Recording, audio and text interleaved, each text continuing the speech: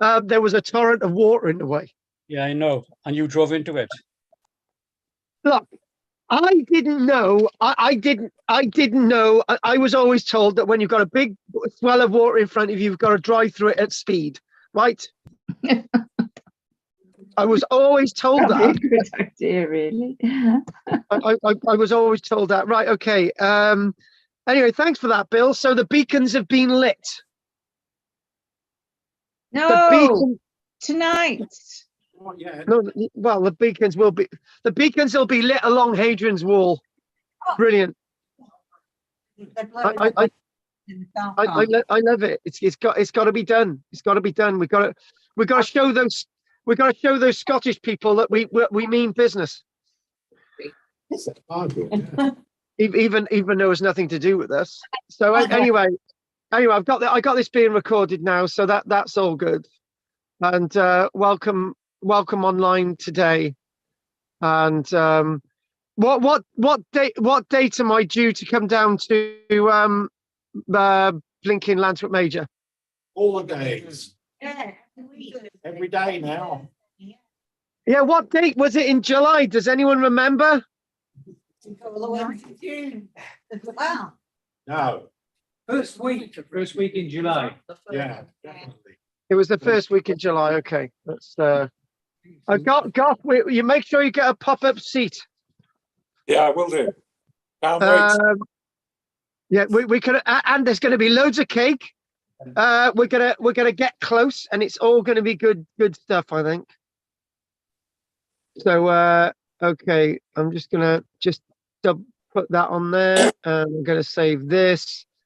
I'm just finally getting something done up here, and I've got to get that on, and we are, I do believe, ready. 1st of July. That's major. Right, okay. First Thursday, not Thursday. Oh yeah. No, that's understandable. It's got to be understandable, people.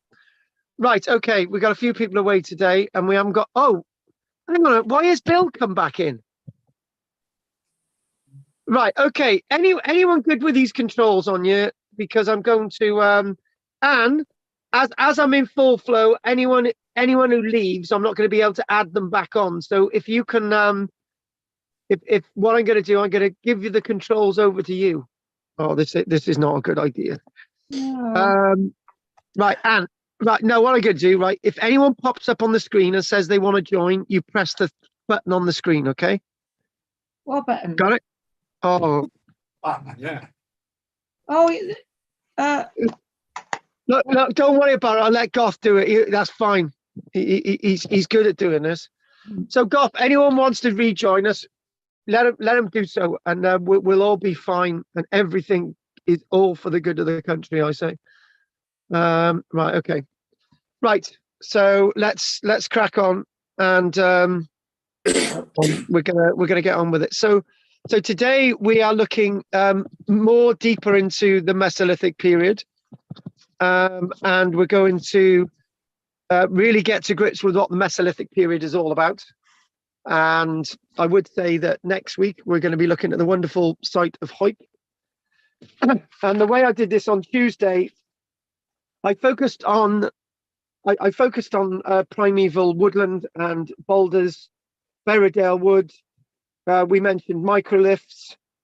We went off on that tangent to do with trees. We went on that tangent to do with tree houses and living in trees. And we've sort of made a little bit more progress with that.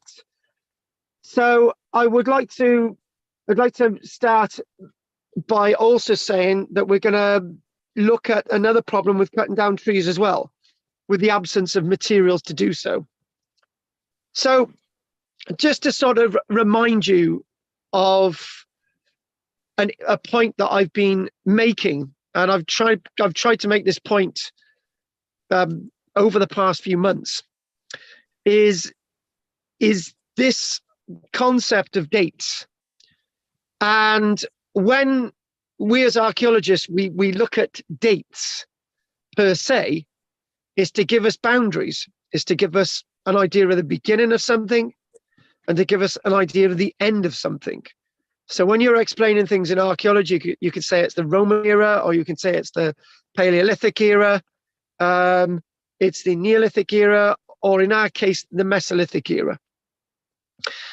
But in many ways, in many shape and form, those period names that we give for all these things in archaeology are just there to get a guideline. So, for example, we know that the ice was melting 12,000 years ago, but it didn't actually suddenly stop 12,000 years ago on the 14th of August at 12:15. And it's the same as the end of the Mesolithic period. That didn't happen 8,500 years ago at 4:15 in the morning, right? What that is a boundary. It's just to sort of give us an idea of what's going on. What really specifies the Mesolithic period as a keen period in our history is the emergence of trees, billions of them across Britain. And the other thing that makes us our Mesolithic period is, for example, microliths. However, we've always had trees, but this is a point of time when trees colonized the whole of Britain as we see it, and we see Britain becoming an island 8,500 years ago. But we've always had trees. The other thing as well is that we look at this as a period of microliths, these tiny little bits of flint that were used for a variety of different reasons.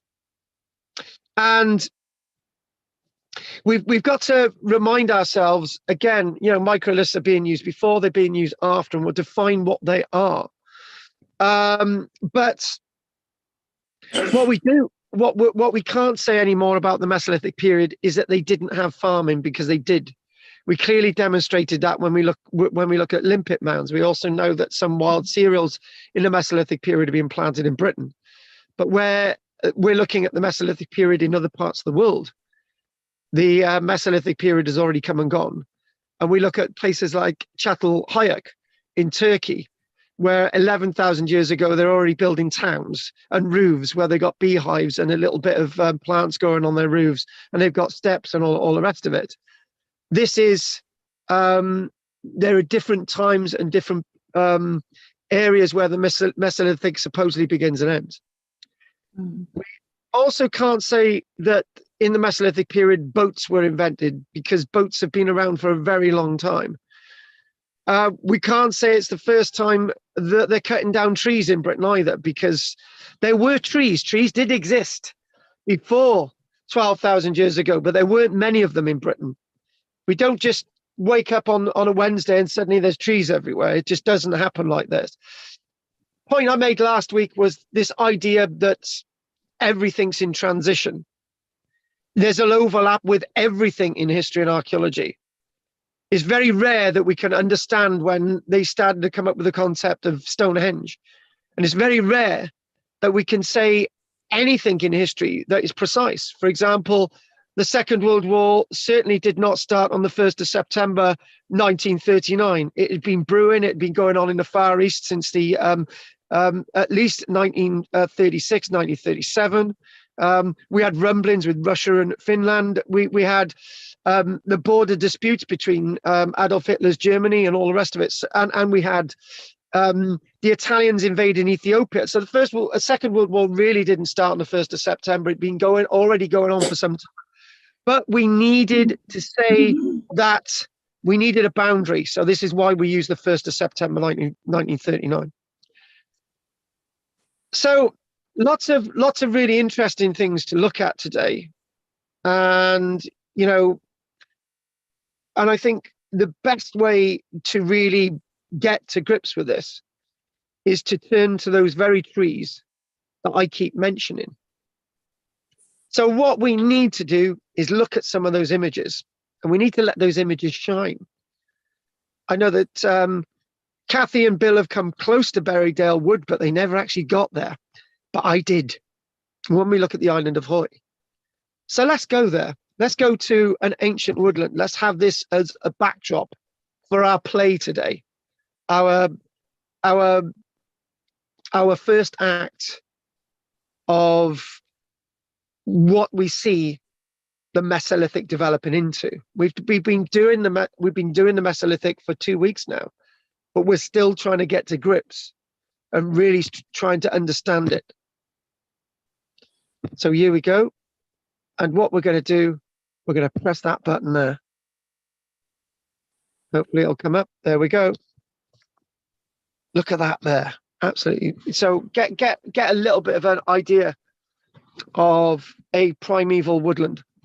But I did actually say, did I not, that I was going to mention a little bit about what we looked at last week. And maybe one or two of you are aghast that I was even mentioning that you could possibly have people living in trees 11,000 years ago. But we did discuss this in detail, did we not, last week? And we come across with lots of whys and wherefores, if it's possible. And you know what? I was stumped because I thought it was a really good theory. But then I started to think, where's my evidence? What is going on? Where's my evidence for people living in trees? And I just thought, right, forensically, I need to look at, when we look at forensic archaeology and we look at somebody being murdered and we got a massive absence of evidence. How can we prove that somebody murdered somebody? It's the same as how can we prove that people lived in trees, and whether they did or they didn't. And this troubled me. And I came up with two possible answers. Now, I'm actually a warden for the Woodland Trust now, and there's two woods that I manage. So I get to understand these woods a lot more. However, I've also got 3/4 of a woodland ourselves here as well. And I mentioned this to my West Wales class because they're actually 1 week behind everybody else. I sat down and I said, what do you think about what we talked about last week with this idea that maybe people could have lived in trees instead of cutting down the trees? And we looked at it in a lot of detail. So I went around the room and I asked everybody, I said, well, what do you think? Oh, it's a plausible idea. And then somebody in the middle of the room, they said, I'm not sure. And I said, that's brilliant. You're challenging me. I'm happy with you challenging me. And then she said, but go for it. And she said, down the road, Charlotte Church, the singer, has actually brought some land. And she's got lots of trees. Okay. And she's got a slope on her land. And instead of cutting down the trees, she's basically built ramps from the bank directly into the trees to use the trees to live in. And I said, you what? And she said, yeah, it's doable. So then I was left again with the problem of evidence. And I really wanted to come up with something.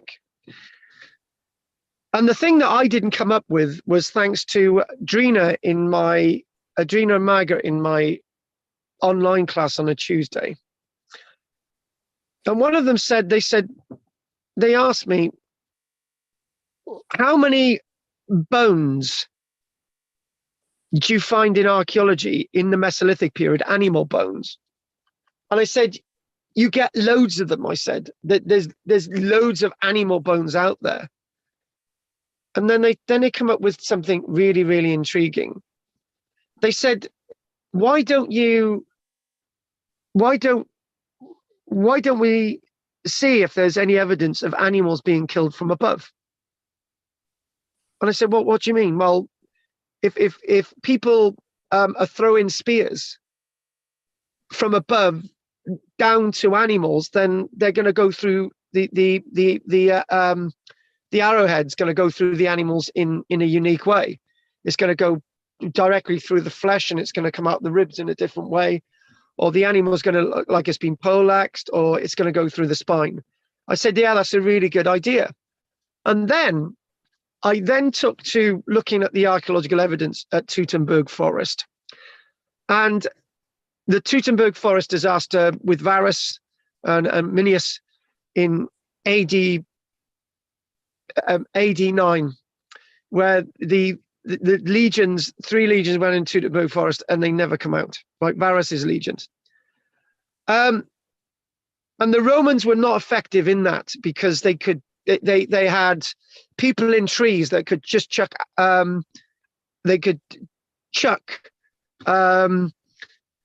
wooden shafts at them. They could throw spears at them. They could shoot their arrows directly down at them, and the Roman legionaries would not have been able to defend themselves. And there's evidence of that. We know that people were killed from above.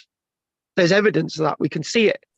People were in trees killing the Romans, because if you're in a close density of trees, this is why armies don't fight in trees. This is why Napoleon didn't lead his army in trees, trying to fight the British in trees, because it's just not going to work, right?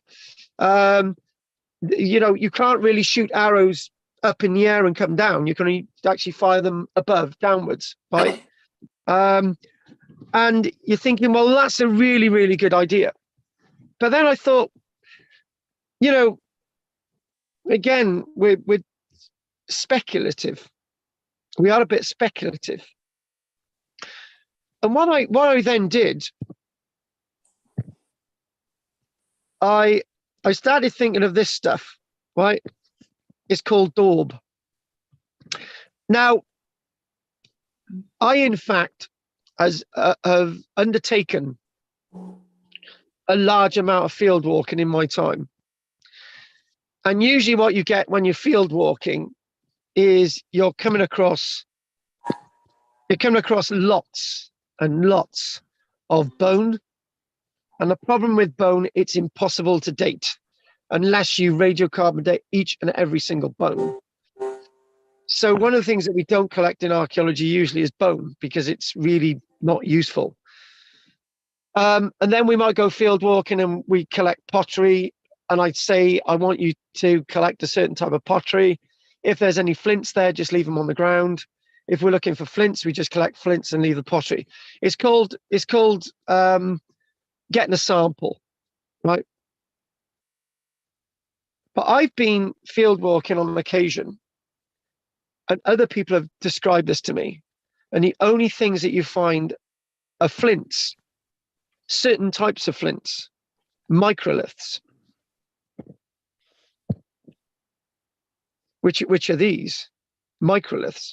You find all these different types of microliths, and lots of these are blades. Some of these are awls. Some of these are spearheads. Some of them are arrowheads, and so on and so on. Knives, so on and so on. Right.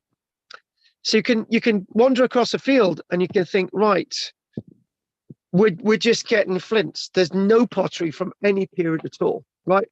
And then suddenly you come across this stuff. It's called daub. And when daub itself has been heated up, it's almost got the same consistency as pottery, but it's really undulating and it's really rough, and it's like bits hanging out of it. It's all over the place. It's clearly not pottery, right?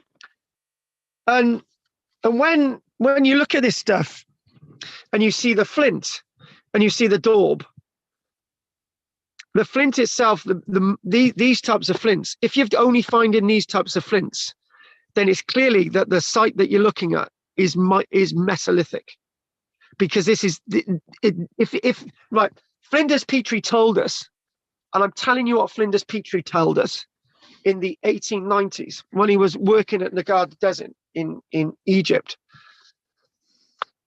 What he saw was, for example, when you get loads of Bronze Age material, obviously the site that you're looking at is Bronze Age, right? if you're looking at loads of Roman pottery, then obviously the site you're looking at is Roman, right? It's simple, but it's called seriation, right?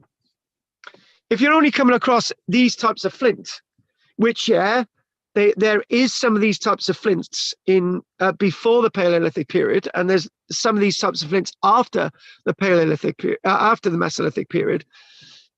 What you would then find is Neolithic flint. If this is these microliths are from the Neolithic period, you'd also find Neolithic pottery. But if you're only finding microliths, it means that you're looking at a Mesolithic site, right?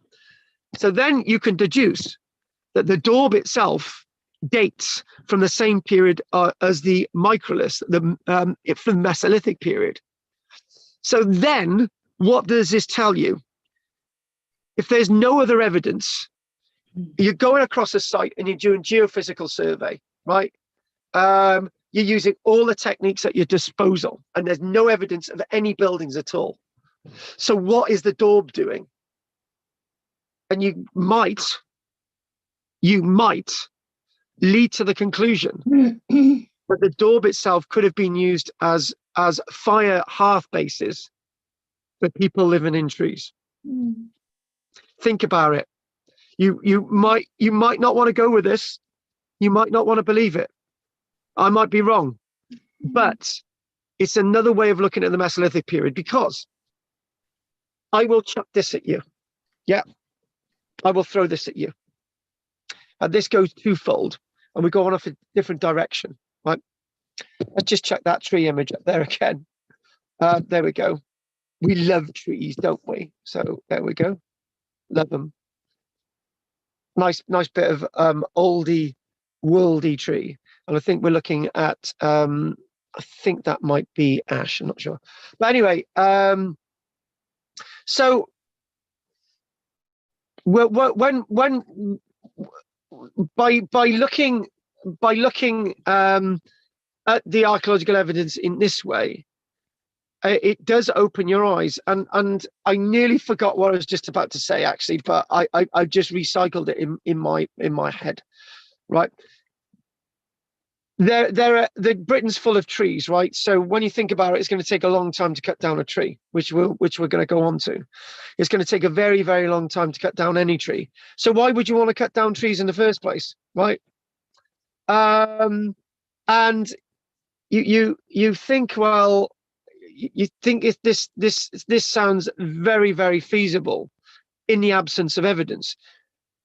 In the Mesolithic period, we've got very, very few occupational sites for the Mesolithic period.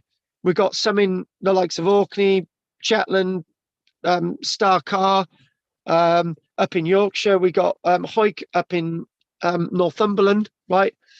These are settlement sites. And we think, well, they've got settlement sites there, but where are they living elsewhere? And somebody can jump at you. They can say, right, the reason why we're not getting many sites of people living anywhere else in Britain is because of the trees. They can't get through them, right?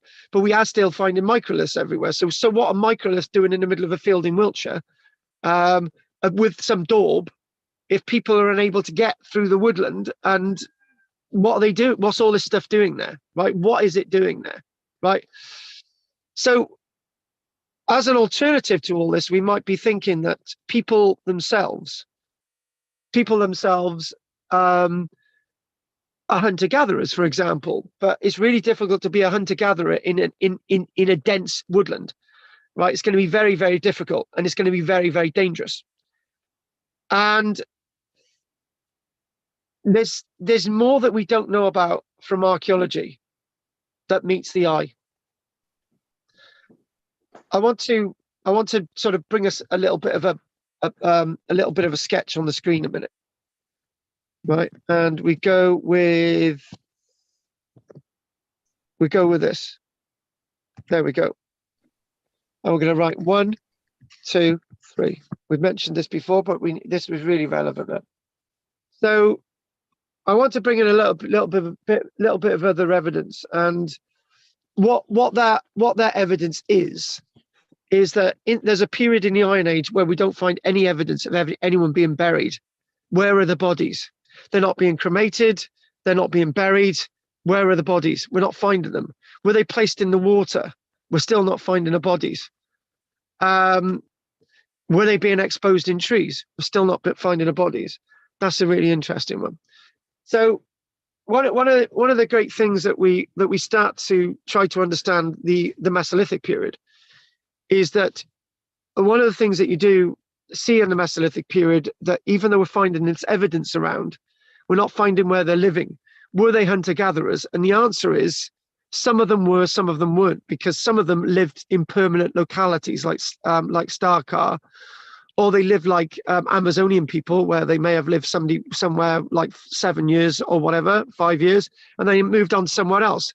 But living in a set place for, I don't know, a year is permanent, right? And what we can clearly see about this wonderful period is that it could be divided into this zone 1, which is primeval, which you stay out the woodland because it's too dangerous. And if you did go into the woodland, you would have to be above ground level, because I've actually started to find out recently that that did you know badgers are capable of killing children? And there's been reports of it. And you start to think, well, hang on a minute. If you list badgers, wolves, foxes, even beavers, even bears, lynxes, and all the rest of it, all these beasties in the woodland, right? Boars, yeah. It's a very, very dangerous place to go into, right? And then you've got number 2. You've got the idea of going along river margins and just trying to eke out some kind of existence. Again, that could be described as hunter-gatherer, but there's always been hunter-gatherers in every society. Hunter-gatherers still exist in Papua New Guinea, but we live in Great Britain in houses. And you start to think, well, one thing that we've got to do is we've got to see the past as diverse as it is today. In the people still live in caves today, but only a few people lived in caves in the Paleolithic period. A few people lived in caves in the Mesolithic period. But people are it's very diverse. You can't say that they're all hunter-gatherer, because they're clearly not, because they got houses. And this thing about trees, really interesting, but we'll go away from that now, right? So you got this number 2 where it's marginal, on the margins. And then what we then find is number 3, which number 3 is actually living in set houses within some kind of society with animal husbandry, and we could say the idea of settlements. So this is where that went to. And if we sort of get rid of all that and we sort of go there, we sort of cut that out again, and we go back to there, and then we go back to screen, and we do that, and we go back to that again. So it's also one of the things I feel that's very, very important in archaeology is that we've got to question whatever's in front of us. You know, everybody knows me by now. I'm prepared to admit that I'm wrong. And I've made mistakes, and I think that's perfectly acceptable. But you get some theories, and just nobody can come up with anything wrong with it, and I start to worry that sometimes, you know, we've got it wrong, but we keep looking, right? And that's my character, actually. I like to analyze. So I did mention that I wanted to read a little bit from here, and I mentioned about primeval woodlands, boulder woods, Berrydale, microliths. Got a lot to get through. But I just want to, again, talk about the importance of these trees. And if we think and we look at these wonderful images here, and there's lots of images from different parts of the world, right, to get an idea of density, right? This is not one of our woodlands, right? But you can think about those massive trees. And look at that guy there standing alongside that tree.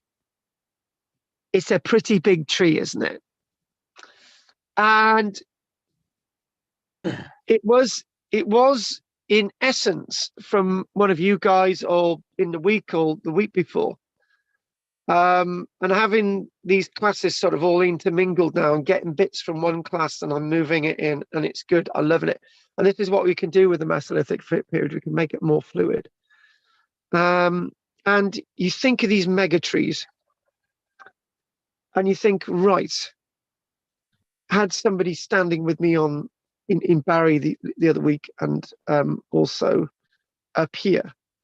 And I said, we're looking at a tree, and it's the girth itself. You wouldn't be able to put 10 people around the tree hand in hand because the girth is so big. You've got a tree that's 2 meters diameter in front of you, right? The tree is 1,000 years old. What are we going to do with it? So the question is, we cut down the tree, what are we going to do with the wood then? We cut down this is a really key point, and I'm glad everybody's allowing me to flow today. If you cut down the tree, and you two men have spent the best part of a month cutting down a tree that's got a 2 meter diameter girth. We spent 2 months doing this, right? We've built fires up against it. We've chopped into it, and we've come back and we chopped into it, and whatever. That's the problem with the flints that we'll come on to, right? What are you going to do with the timber after that? And then through reading, you'll think, right, they cut down the trees, and maybe they actually carved out under the tree and lived under the trees. It'd be very damp, or they lived on top of the trees. Going back to the idea of the tree house, why have you expended all this time cutting down the tree in the first place, right? And then you think, right, okay, if you spent a month, 2 months cutting down a tree, right? Everyone's had to feed you. Everybody's had to make sure you're watered. You're absolutely exhausted every single day. It's taken so long, right? It means that you're going to stay there. If you've invested so much time on that one event, it means you're going to stay there. Yeah. And then somebody said, so then we looked at the idea that occasionally maybe one or two of these trees would just keel over, and then it would have a concertina effect to rip out all the other trees, right? But then again, you've got to wait till you cut the trees up, and you've got to use the timber for something. You know, you don't have Travis Perkins down the road waiting for your timber to make oak bloody tables, you know. But then when we discussed that, we came up with another answer, and I've always known this answer, but I just forgot it. And what we got to think about is we've got to think, well, I've mentioned something that's never questioned in books. This idea of cutting down trees. We've given the whys and wherefores, but we've got a problem even with that. Where do you get all the flint from? Oh, you wander through the woodland and pick it up. No, you don't. You don't pick it up wandering through woodland, because it's not on the surface. And I just thought this was a really interesting one, and this goes threefold. All these three next things are linked, right? The word flint, gold, and Orkney. Right. First things first. Between 12,000 and about 11,000 years ago, trees colonized basically more or less the whole of Britain. By about 10,500 years ago, they colonized Orkney, right? So how do you get to Orkney? Do you try to wander through this woodland aimlessly trying to get to Orkney, or do you try to get across the area of Doggerland, which is also being wooded, and you just follow the coast and you go all the way up to Orkney? That would make more sense, and that is testated in the archaeological evidence, the vole theory. We've got voles that have ended up in Orkney from the Low Countries that are not found in anywhere else in Britain. So vis-a-vis, people got to Orkney by boat. They didn't go overland. First things first. That then leads you to gold. And why this leads you to gold? Well, one thing that we know about in archaeology is that in archaeology, there's almost a gold period. There's almost a gold age. Between the late Bronze Age and into the Iron Age, there's a gold age. It's a time when there's so much gold you can eat it. Right? There's loads of it. And I'm not joking about eating it. Inca people used to eat gold. They used to sort of put it in drinks, and they used to just drink it down. You know, obviously powdered gold. So that's not as nuts as it sounds. So about 11,000, start again, about 3,000 years ago, there's loads of gold around, right? But then by about 2,500 years ago, gold starts to get really scarce, right? And I can tell you why. Where gold is basically lying in those low-level valleys. You know, you've got streams and you've got rivers, and it's just being eroded out the banks, and it's all flanked with trees, right? But when you start to cut down the trees in the upland areas, right, where there's also some gold, right, all that crap and all that rubbish washes down into the valleys, and the beds and the outcrops of gold get covered up forever. I was talking to a geologist about this, and he said, yeah, that's right. The beds and the outcrops of gold get covered up forever. Where you do get some gold in upland areas like Pym Saint, near Lampeter, and I've been told it's not Pym Sant, it's Pym Saint, before anyone corrects me. And there's gold there, but it's outcropping in upland areas. And gold basically disappears, right? Because the upland areas have all been eroded and all the mud and crap has gone into the valley bottoms and everything's lost forever, right? So then you go to Flint. Oh, finally, Carl, you've actually got to Flint, but we've gone on a journey there. We've got to Flint. And then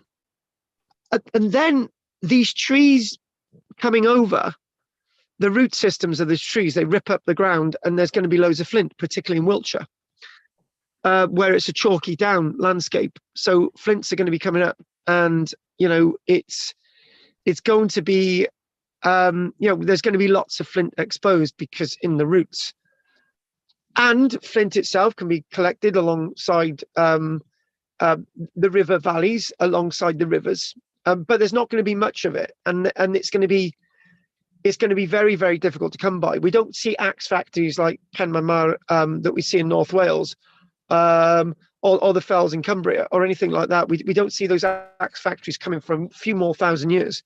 So what are they using to cut down these trees?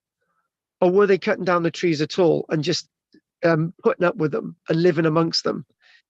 You could say that they used to set fire to whole woodlands, but have you ever been through a woodland that's been set fire and you've got big old trees? The fire goes through the woodland, it strips everything else, but the trees then are still there as long as they're thick enough, right? It scorches the bark. As long as the trees are thick enough, right, the trees will last, right? So a flash fire going through the woodlands is probably not the answer. And then you start to think, what is going on? What is happening? And then what we did actually discuss last week, and we did sort of look at this in a little bit more detail. There was another problem. There's another problem when we're looking at the Mesolithic period with the trees. Now, we know that the trees existed. We're going to read this here. We know that trees existed. They did exist, right?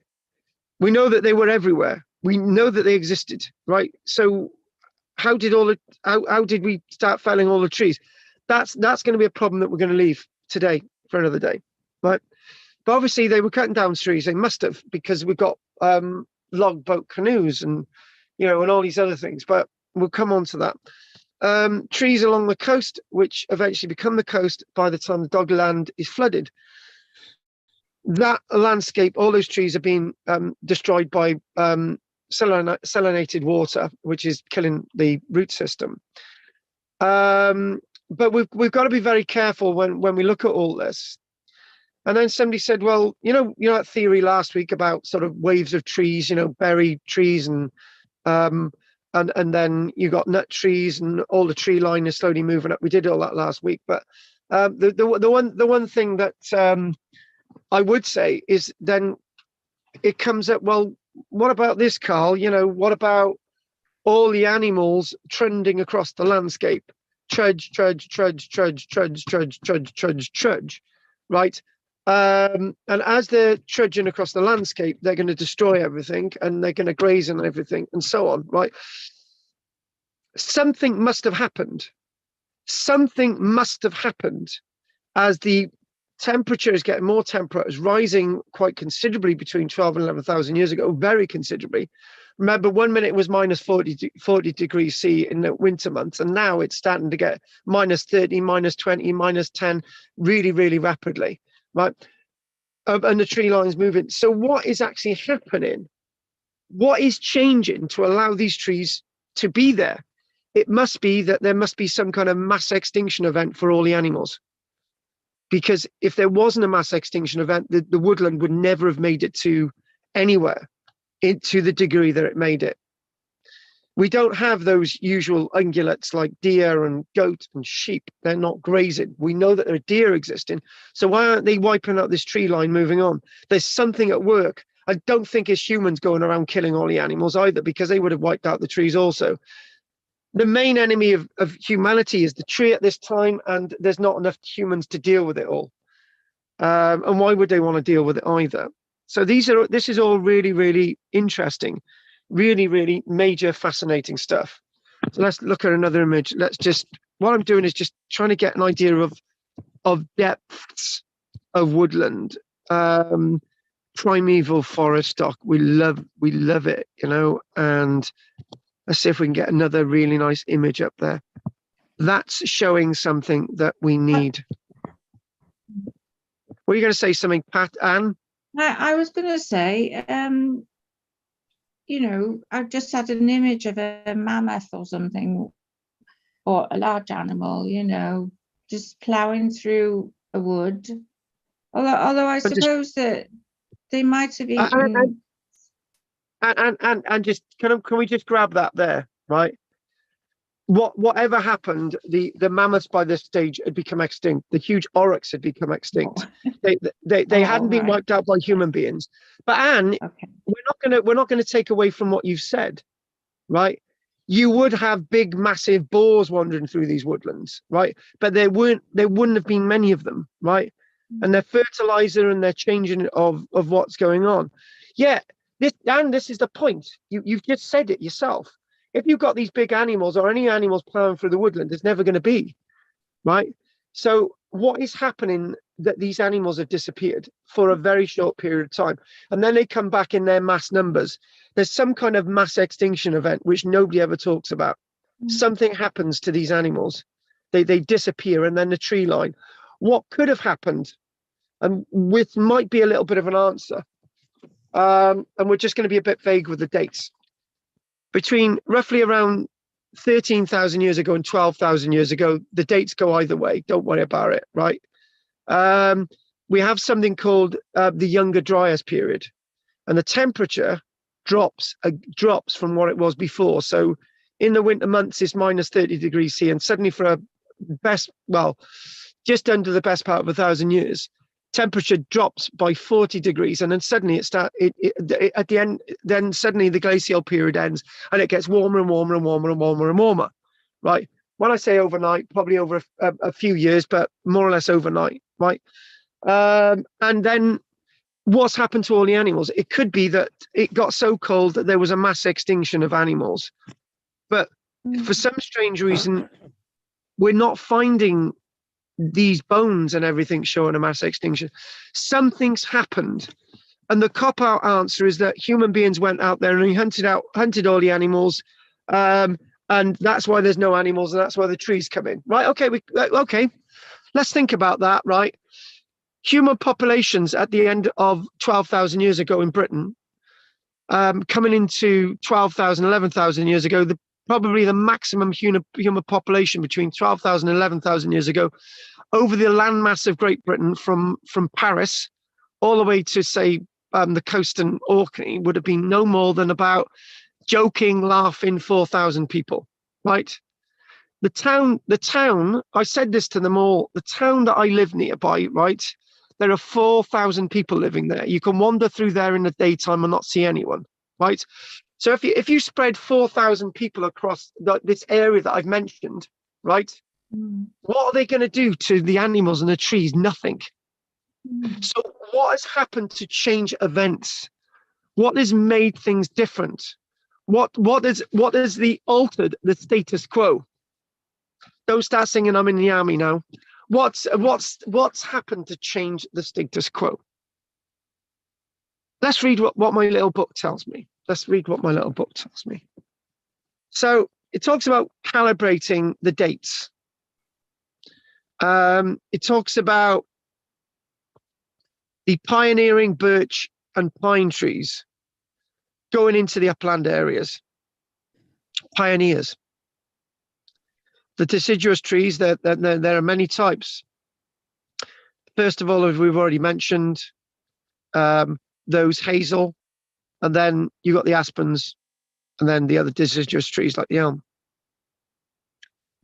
What we do find is that something has altered, but things are going to change for the better or for the worse.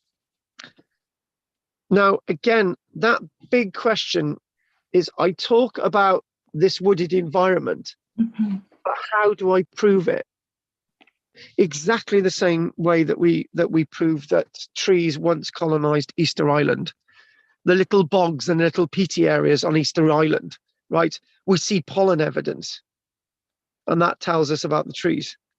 We see wood evidence. We see bog oak. We see all this stuff in the peaty areas. And the way peat is forming is because of a deterioration again in temperature and rising water levels. So what we're talking about is one moment 12,000 years ago, the ice is melting. It leaves a rich silt and clay. It leaves a loam across Britain. And there's something odd. I always argue that we've got the dung and all this other stuff from the animals that once roamed, and then suddenly they disappear. So what's going on there, right? And then the trees come in, and then as things deteriorate again, bogs form. As trees are felled and trees die and trees move, bogs form, and within those bogs, you have a layer cake of undisturbed peat. While much of what is known about the people of the period is to try and determine and differentiate with the evidence, but what we do know is what we know about the trees. And I would like to say as well that we're seeing that the Mesolithic period is a revolution in itself, as all periods of history are. And we've got these people who have got such a massive range of tools. They're not just using flint, they're using bone, they're using stone, they're using everything at their disposal. What we are going to do next week is we're going to look at a video of flint napping. We also nap chert, and we also there's lots of materials that we can use, but again, problematic when we're thinking about cutting down the trees. So I've done that bit now. So after the break, I want us to discuss more about these primeval woodlands per se and how to identify them. Boulder Woods, Berrydale, and I want to look at something from Turkey actually, and I want us to look at microliths. So I'm going to I need to take a break now. So let's see if there's any questions. What I'm going to do, right, Bill? Yes. I want you to slaughter anything I've said and come up with reasons why you disagree with anything. It's up to you. It's up to you to make sense. And I want you to absolutely rib, slaughter, destroy, right? And I want you to take apart anything that you want. It's up to you. Go for it. And I put it this way, right? I'm the Johnny Depp of this. That you've got to be Amber Heard, and you've now got to prove that I'm wrong. Go for it. Right. I'm thinking about the transition of the use of stone tools to flint tools. While it's not impossible to cut a tree down with a stone axe, it's bloody difficult. With a flint tool, easier. So although the Stone Age means that, I guess that flint tools were being used during the Mesolithic. But there weren't many. But you see my theory about they're very difficult to come by, and you know yourself that if you use stone or flint, you've got to continually knap them. So you need an endless supply of these axes to cut down any trees. Yeah, well, that could be. We'd be continually pushing back history, okay? The main supply area for flint, as we know, is East Anglia, Grimes Graves. Now, how many Grimes Graves are there in the UK? Just the one, I think. So I think that flint tools were being used in the Mesolithic. And the fact that the main supply area was the other end of the country does mean that trade was certainly up and running these days, those days, back and forth. So... But when did all that start? That's the question, and it's like that's always a question. But as I said before, we're pushing things back all the time, and yes, we are. what is it? Necessity drives invention. So I think more and more we will find that was the case, and there was much more going on in the Stone Age, using improved tools like flint, etc., etc. Bill, can I just rudely interrupt there, because you've actually found I've been a little bit biased today, right? I've just seen it myself. Do you know you've mentioned about this trade thing, right? Now, who's to say that there wasn't some kind of trading system up and running 11,000 years ago? Well, that's the point I'm making, Carl. That's the point. Yeah, but I dismissed it. I completely dismissed it. And because I didn't feel it was possible. And yeah, I even said in my class down here, somebody actually said, "Oh, could they have had trade links and stuff?" And I said, "Well, how does that work if they can't really get access to the resources? However, if there's enough of the resources being eroded out somewhere, you just said it, where's an open accessible Grimes Graves as along an eroding river tributary, right? Yeah. Who's to say that wasn't traded?" And I completely dismissed it. Very good point. Go for it. That's one up for you. Go for it. Okay, no, I think I've proved my point. I'm of the firm opinion that flint tools were being used in the Mesolithic period. On a bigger scale than I've ever... Yeah, much bigger, yeah. And I would say, Bill, that our Wednesday evening classes are now moved to a Thursday evening. I thought I'd let you know as of next week. Okay. Right. So you have to put up with me twice. Right, okay. Who's next? Right, Anne, you haven't said anything silly all lecture, so you can say something silly now just to give Gough a laugh. Well, no, I was thinking of I was thinking of the bogs and the water and destroying trees, really, that aspect you were talking about, and thinking of Ireland, the centre of Ireland is all water and bogs, it's lots of lakes in the middle of the Midlands, and you can see the bog, the peat bogs. I mean, I wouldn't have believed it if I hadn't seen it. I thought it was a joke, but it's true. So and that was all. Must have been trees there, And, yeah, that was all trees once, and now it's just bogs. So it's just that's part of how we could have got rid of trees. And the other thing as well, Anne, is that trees hold water. When you remove the trees, you've got loads of water around, and then you've got bogs. Yeah. That's it. Simple maths. Yeah, but trees, water, water ground. I'm not sure about living in trees. I think they would, they would use the woods probably. But you're right. There's a competition with wild animals. I mean. Were you actually here last week? No. Right. You know your friend Mike. Mike. Oh yes. Yeah, your friend Mike, right? Well, he's also Goth's friend. Mike is the one who I said lived in a tree for 2 years. Oh, right. Oh. He actually physically lived in a tree for 2 years, and he used to Oh, in the boughs of the trees. He used to put clay and he used to make a fire. Right, he used to have a tarpaulin up there, right. and he used to have Okay. a step ladder. He used to live in tree. Oh, He used, right. and when I said this is, when I said about living in this trees thing was absolute nonsense, he looked at me and he said, "No, it's not. I used to live in a tree." Right. Okay. Well, of And, course, and they probably, if you look in Africa, there's the baobab trees, they live in the trees. And then I'm sure they must have lived, inside the trunk. And then I'm sure they must have lived in trees. yeah, when we went to the big belly oak in Savanac Forest, six of us fitted in there, including Chris pinching my backside.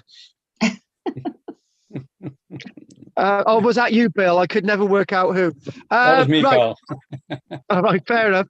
Goff, is there anything you want to say, darling?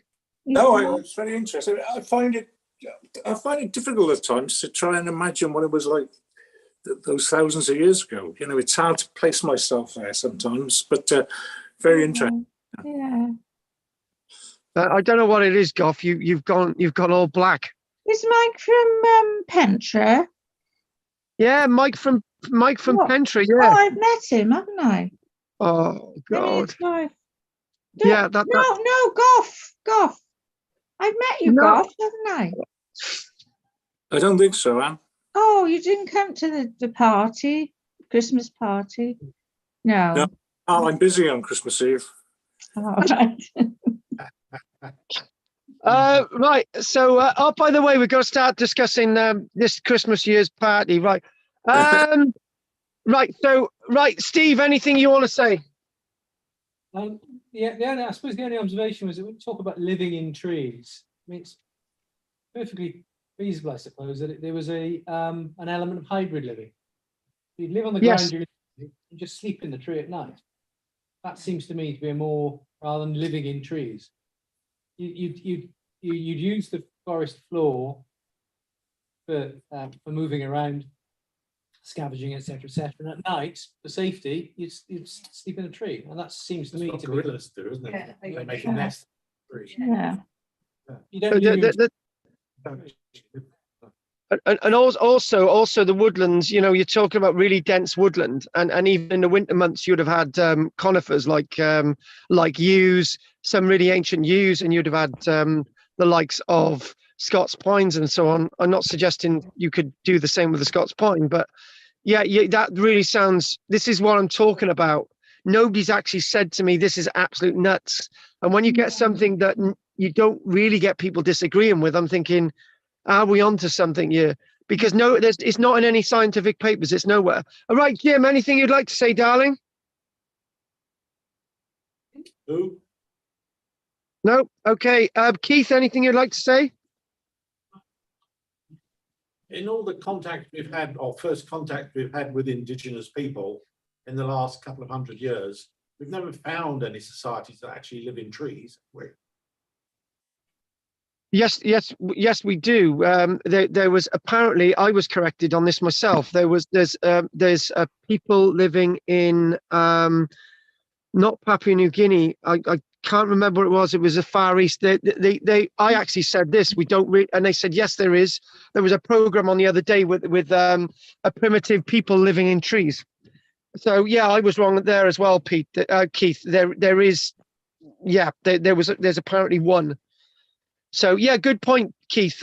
Questioning the evidence. This is what we want. This is what we want. So anything else, John? Okay, it's all good stuff, but no queries. Okay. Who else have we got? Karen, you can't giggle today because we've had enough. Out then, didn't it? Oh, I agree with Steve. I think it sounds feasible. I was thinking, if we went back to that time, yeah, I'd want to live in a tree for safety, or sleep in a tree for safety. You could cuddle up with me and Jim. Yeah, sleep in the trees. Yeah. I'd assume you'd just find a tree, you know, with the branches that lent itself to building a platform out of the, you know, thinner branches. You could make a Like a platform. hammock. Yeah, make a platform out of that. Primitive, right? Keep some thin Doesn't branches have to do together that for sort the of floor. Yeah, Do that sort of Yeah. thing on there. yeah. That's true. That's true. That's true. And what about you, Arnold? Well, living in trees bit's not so bad, but the bit I'm not sure about is what effect the humans at the time had on deforestation. They cut the trees down. There's 4,000 people living in an area that occupied the bloody Europe. Out those 4,000 people, there might be 1,000 able-bodied men. And even if they were all living in the same spot, they'd be hard pushed with flint axes to cut down a bloody oak forest. So I don't really see this being a big deal about cutting down oak trees. I don't think they cut very many down. It's not a question of what they use bloody wood for. It's a question of what they want to be, you know, chopping them down. And the big deforestation took place later when there were better tools available and the places were deforested so that you could have more land for arable farming. Actually, to be honest with you, you've actually captured everything that we've been saying, right?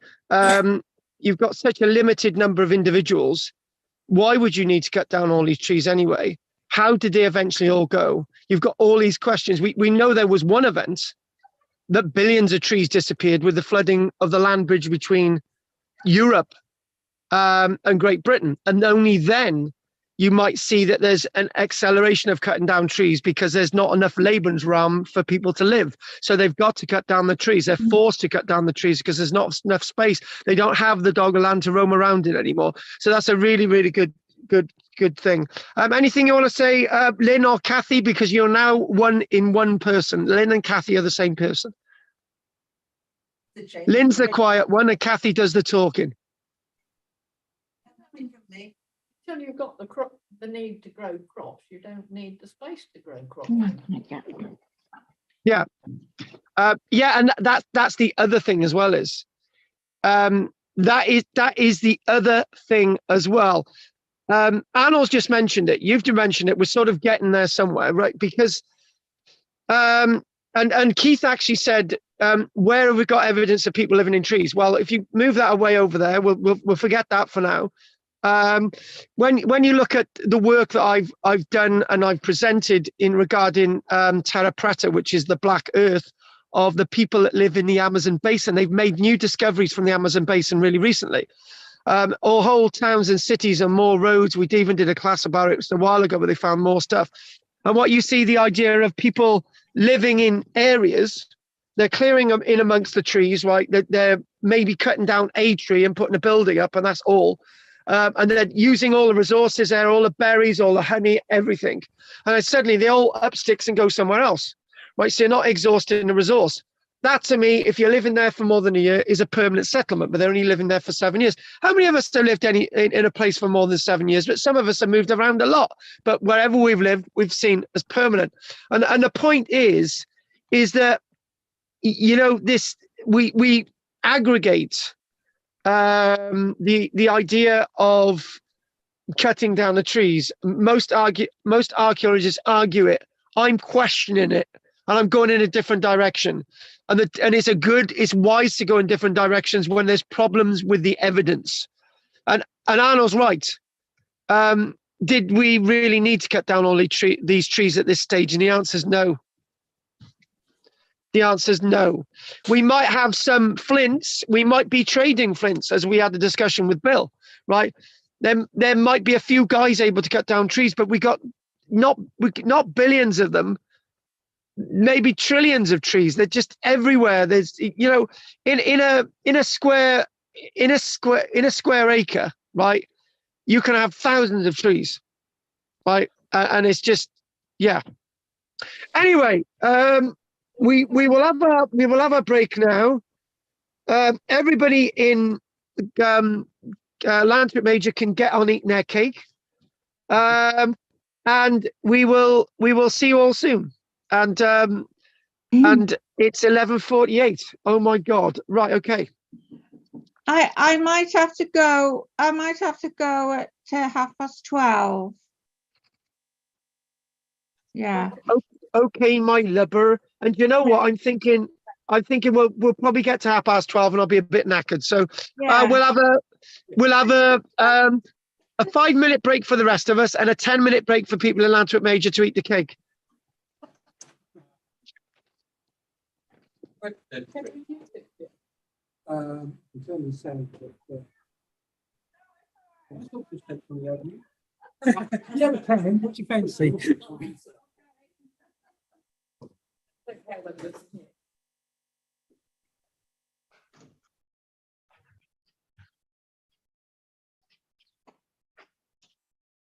Oh God, Carl, I think I'm going to go and get I think I'll get a tabard with Archaeology Cymru on and go around all the houses. Do you know there's so many charities now asking for money? Yeah, I agree. I'm fed up with it now. They've got professional people doing it. You know, professional people, organisations to do the fundraising. Do you know what? You know what I find really difficult, right? We've been in the registration process to have Adva Hannes Cymru registered as a charity since July, right? Yeah. And you can get people setting up a charity for a border dispute in Ukraine between Ukraine and Russia, and they can set up a charity within weeks without any vetting. Millions of pounds is going missing. People are putting the money. You know, okay. £90,000 Christian Aid get for doing this project. No, not Christian Aid. It's the actual charity. They're people who do professional fundraising, and I've had them 3 times now. They're all doing. You know, that firm is conning people because at the end of the day, they've got the right voice, the right attitude, the right training, to get people to buy, or pay. Anyway, you have a rest. Yeah, I need to rest. Thanks. I'll have my rest. I'll see you in a minute.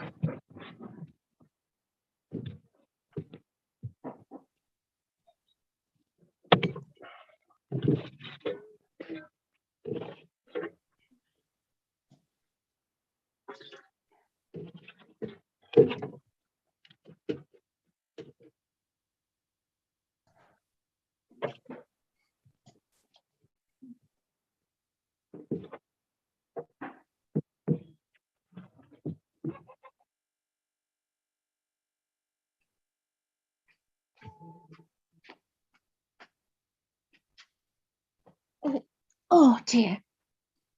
Oh.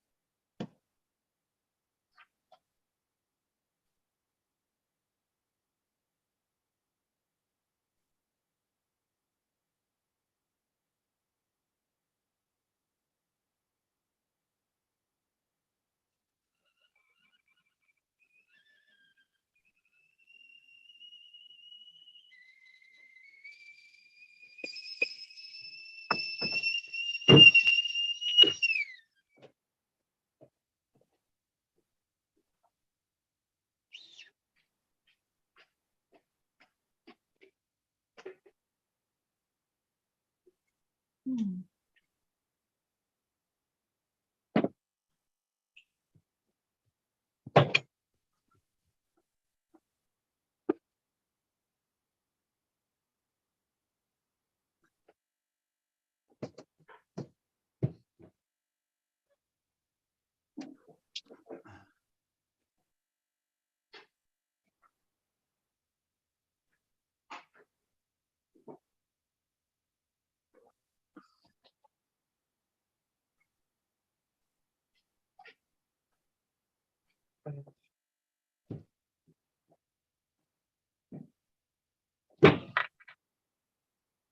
If she was going to take it,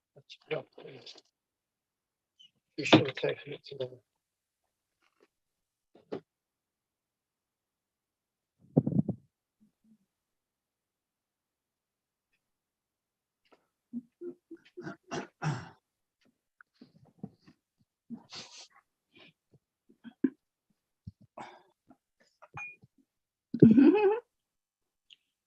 Well, it's completely changed in 10 years. What? The Mesolithic era.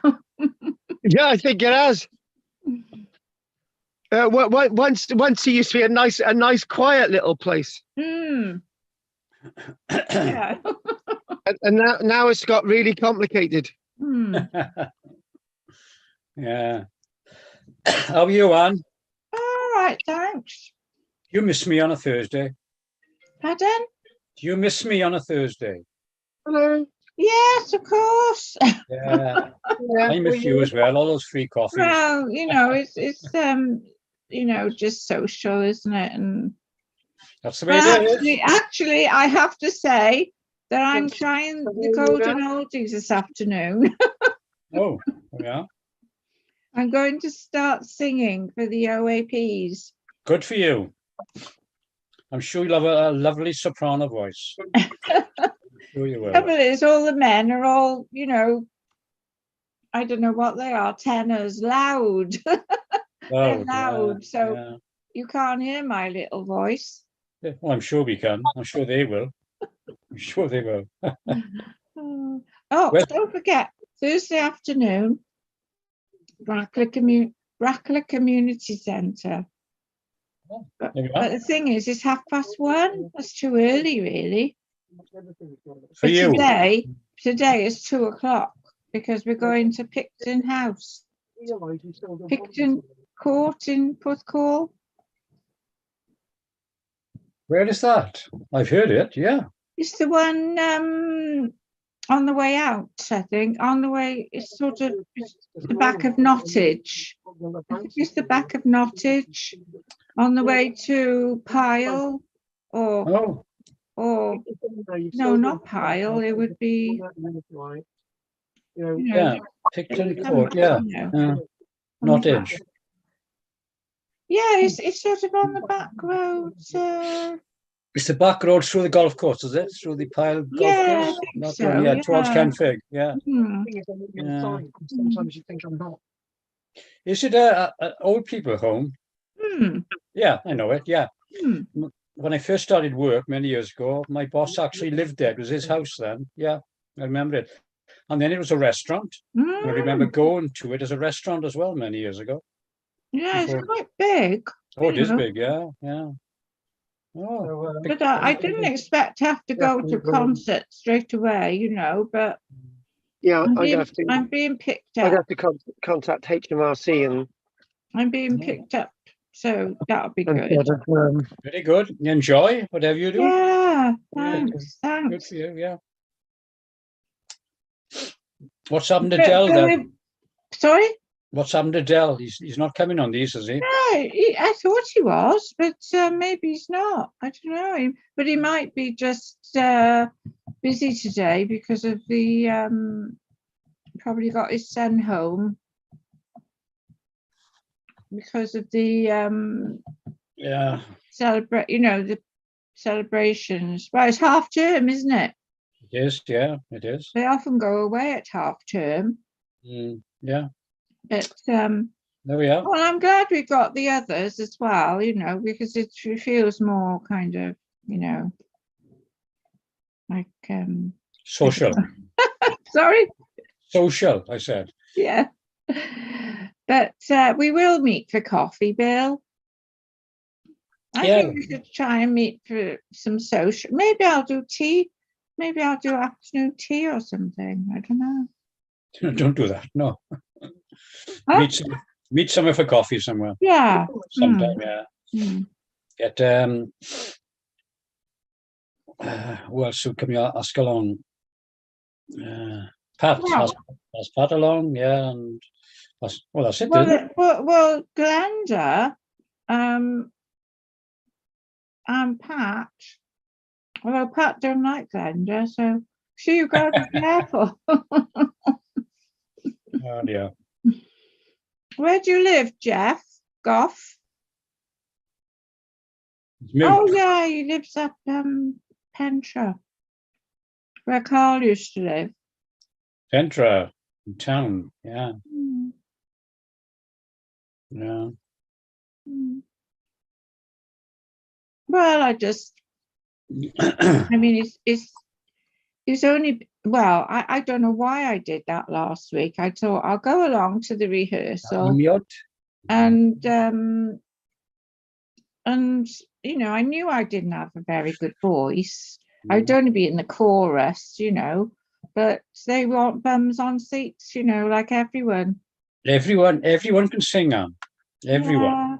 Yeah. Just some can sing better than others, but everyone can sing. Yeah. And then the two of them said, that, well, anyway, it's we're going to see it. I don't know. I'll just go. I've been Go and before. enjoy, yeah. Been before. So you're looking forward to going away? Hopefully, keep your Yes, fingers crossed. Next Wednesday, hopefully, and flying off, yeah. Where from? Luton. Oh, that's an awkward place to get to, isn't it? Yeah, but it hasn't been mentioned in the trouble spots so far. No, it So I'm hasn't. hoping we'll get away on time, yeah. And it'll be the week that they're coming back. Well, it'll be another week now, isn't it? So it should be all clear by then. Well, hopefully better, yeah, yeah. I'm going to Ireland on the I was given the all clear from having VD the other day, but I didn't want to Good tell for you that. Good for you. We needed to know that, Carl. Oh, Anyway, can I Have you just got monkeypox, Carl? what's that? Have you got monkeypox? Yeah, I've got monkeypox, and what I'm doing is I'm spreading it around the populace, right? And I'm making sure that everybody's got a good dose. Because monkeys live in trees, don't they? Yeah, exactly. yeah. So, right, I wanted to tell you that apparently there's a resort in South America, holiday resort, where the apartments are in trees, and they're very luxurious. Just think about it. Maybe society is sort of dipped. Just think the advantage of the trees. You don't need to flush a toilet; it just goes down to the floor, and you could just wee out. You've got no hygiene issues. Any food that you don't want, and you can just chuck out the window, right? You know, there's loads of advantages. Any clothes, any litter, you just chuck it out into the jungle floor. You know, it's just perfect. And when you get down from the tree, you'll be surrounded by rats. Yeah, lovely. Oh, no, the only thing is... Well, that happens when you go to Barry anyway. I had a couple of announcements to make. Come on, Anne, say your thing. No, I was going to say, you know, I quite like the idea of those, you know, people in the Amazon and that, and other places living in houses on stilts, you know. Yep. I mean, that's a good idea. So maybe... they don't have the rights. Oh, I was going to say something stupid then, but maybe you know, yeah, we've got to think about whether they lived in trees and made their own tree houses.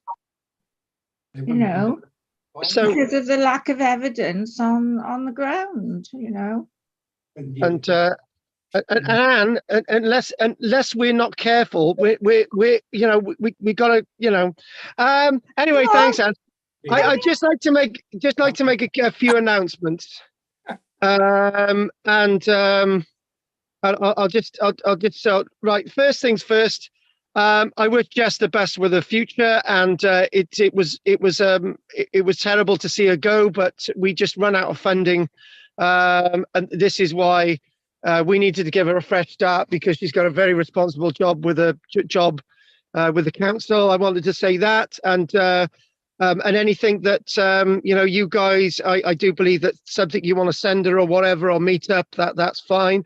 The other thing I'd like to mention, and again, she did a brilliant job. I'd like to mention that next week we're going to be doing Hoik, and we're going to be looking at settlement in this period. I'd also like to mention that at this current moment, because it's not part of my acting roster, I don't know when things are going to change. We do meet in Barry for 1 single hour at 11 a.m. till 12 a.m. every single week. But we have been thinking of juggling things around with a Thursday, and it might mean that I could do a couple of things in Lantwit occasionally live. So that's all being looked at. So what I need to do, what I'm going to do now, is I'm going to crack on. Carl, can I ask a question? No, you can't. I'm not really interested in anything you've got to say. No. First of all, I wasn't aware that Jess had left permanently. Okay. Yes. But yeah. Good luck to her. Exactly. So come the trip in October, who will be standing in? What? I was always... Give my money back, please. I was always going to be doing the trip in October anyway, with Jess or without. All right. Yeah, I was going to be doing it anyway, and you might be surprised who the driver is, and it's me. No, it might be surprised. No, I'm definitely not coming. You might be surprised who the driver is. Just going to be Jim. No. Yes. I'm the Working on- driver. Are you working on Chris? I befriended him now, so you know. Hang on a minute. Right, stop pushing. Right, I've given you answers. Now shut up. Right, okay. I'm forgetting what I'm doing now. Berrydale Wood. We're going to get straight down to Berrydale Wood. Right. And well, basically, what I need to do is something that Ellen used to say all the time, didn't she? Used to say, "Show me a map." So I'm going to get you. I didn't have a map up here of where the island of Hoy is, but we need to stick this up there. Hoy, shut up. Old man of Hoy. No, oh, just, please give it a break. I'm gonna mute myself. Yeah, and I really think that's a good idea. Don't mind me, Anne, right? But shut up. Do you know what? I gotta be honest with you, right? There is somebody that really wants to meet you. He's called Goff. He's been talking about you for months, Anne. And do you know what Goff said? He said if we could ever unify the two classes, Lantwick Major and Bridgend, he said he'd always love to meet you. So anyway, so the island of Hoy, if we go all the way up here, there's it does say TWATT on the screen. There's the island of Hoy. It's one of the largest islands within the Orkney archipelago. It's just south west of the mainland of Orkney, and it's south of Twat. There it is on the map. I had to say that.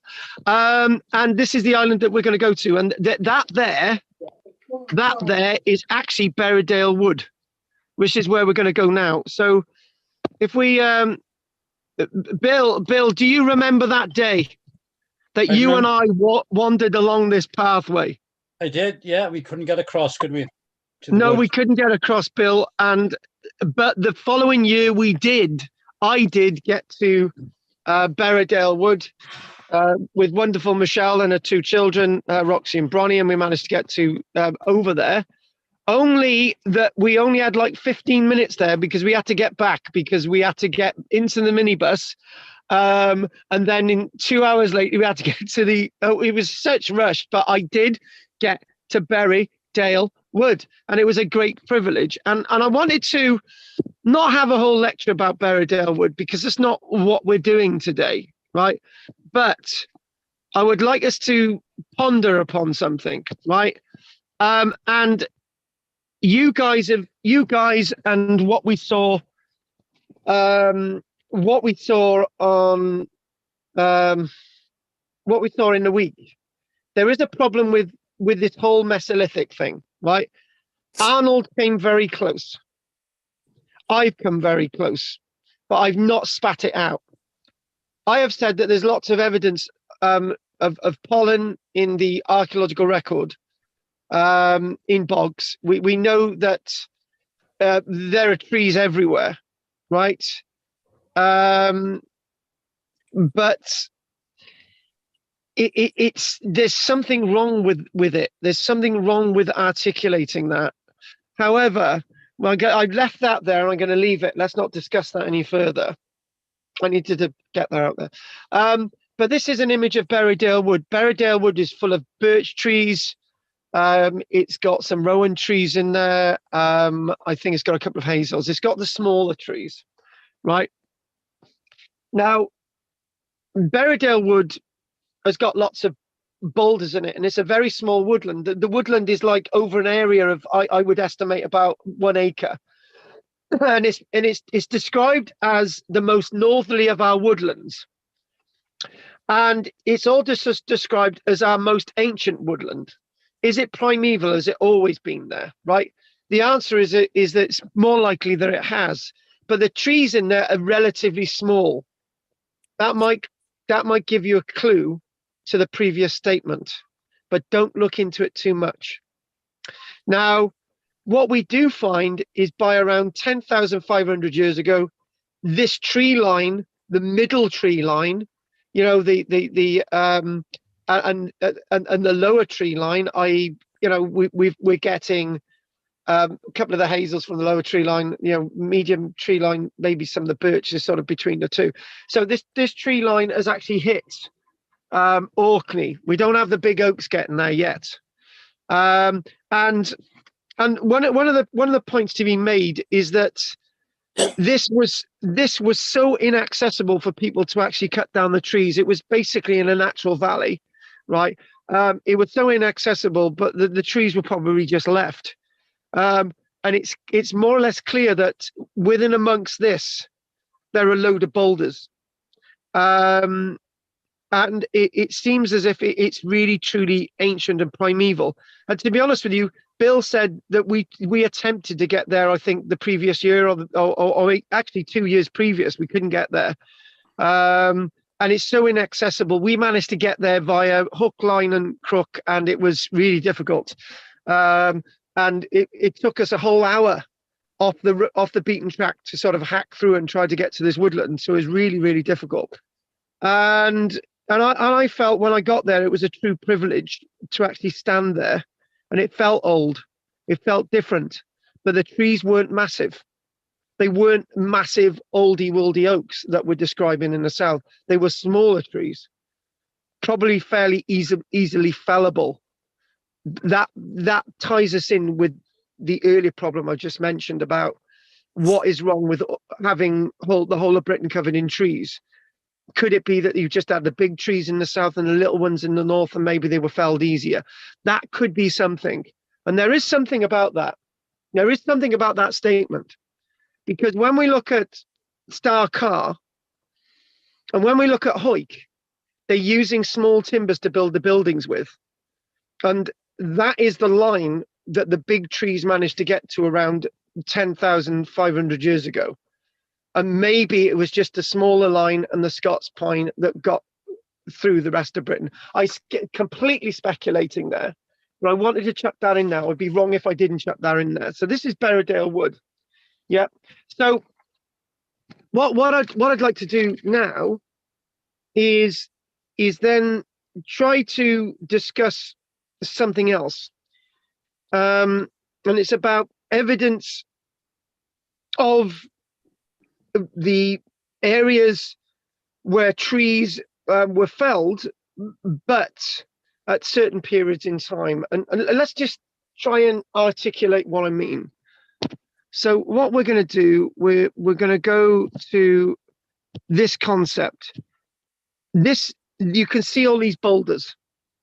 And I'm not sure, but maybe one of you in amongst this group, it might be Anne or Bill or one of you, has actually been to the boulder woodland, which is, I think it's called Rockwood or something, which is near Bridgend. I can't exactly remember the name. And we went into this woodland one day, and there was all these massive boulders in this like triangular woodland, all glacial boulders. And in amongst the glacial boulders, there were sycamores. Well, the sycamores are not a native tree. They're a tree that would not have been in that wave of trees that colonized Britain.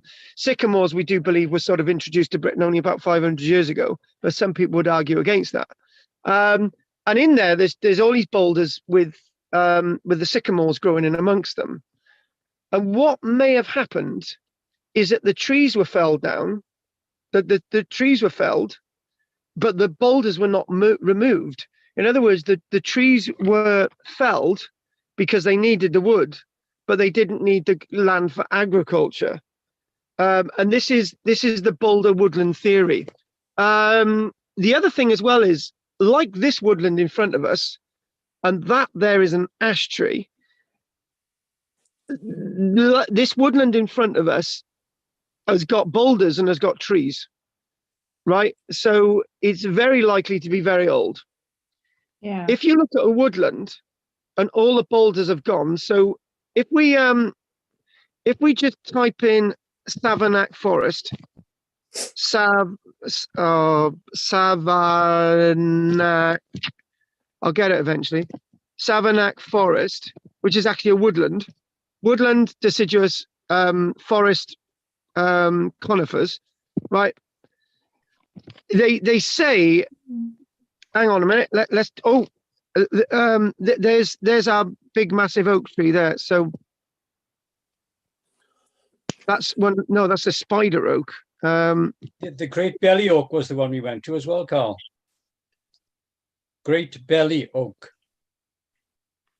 But this is a spider oak.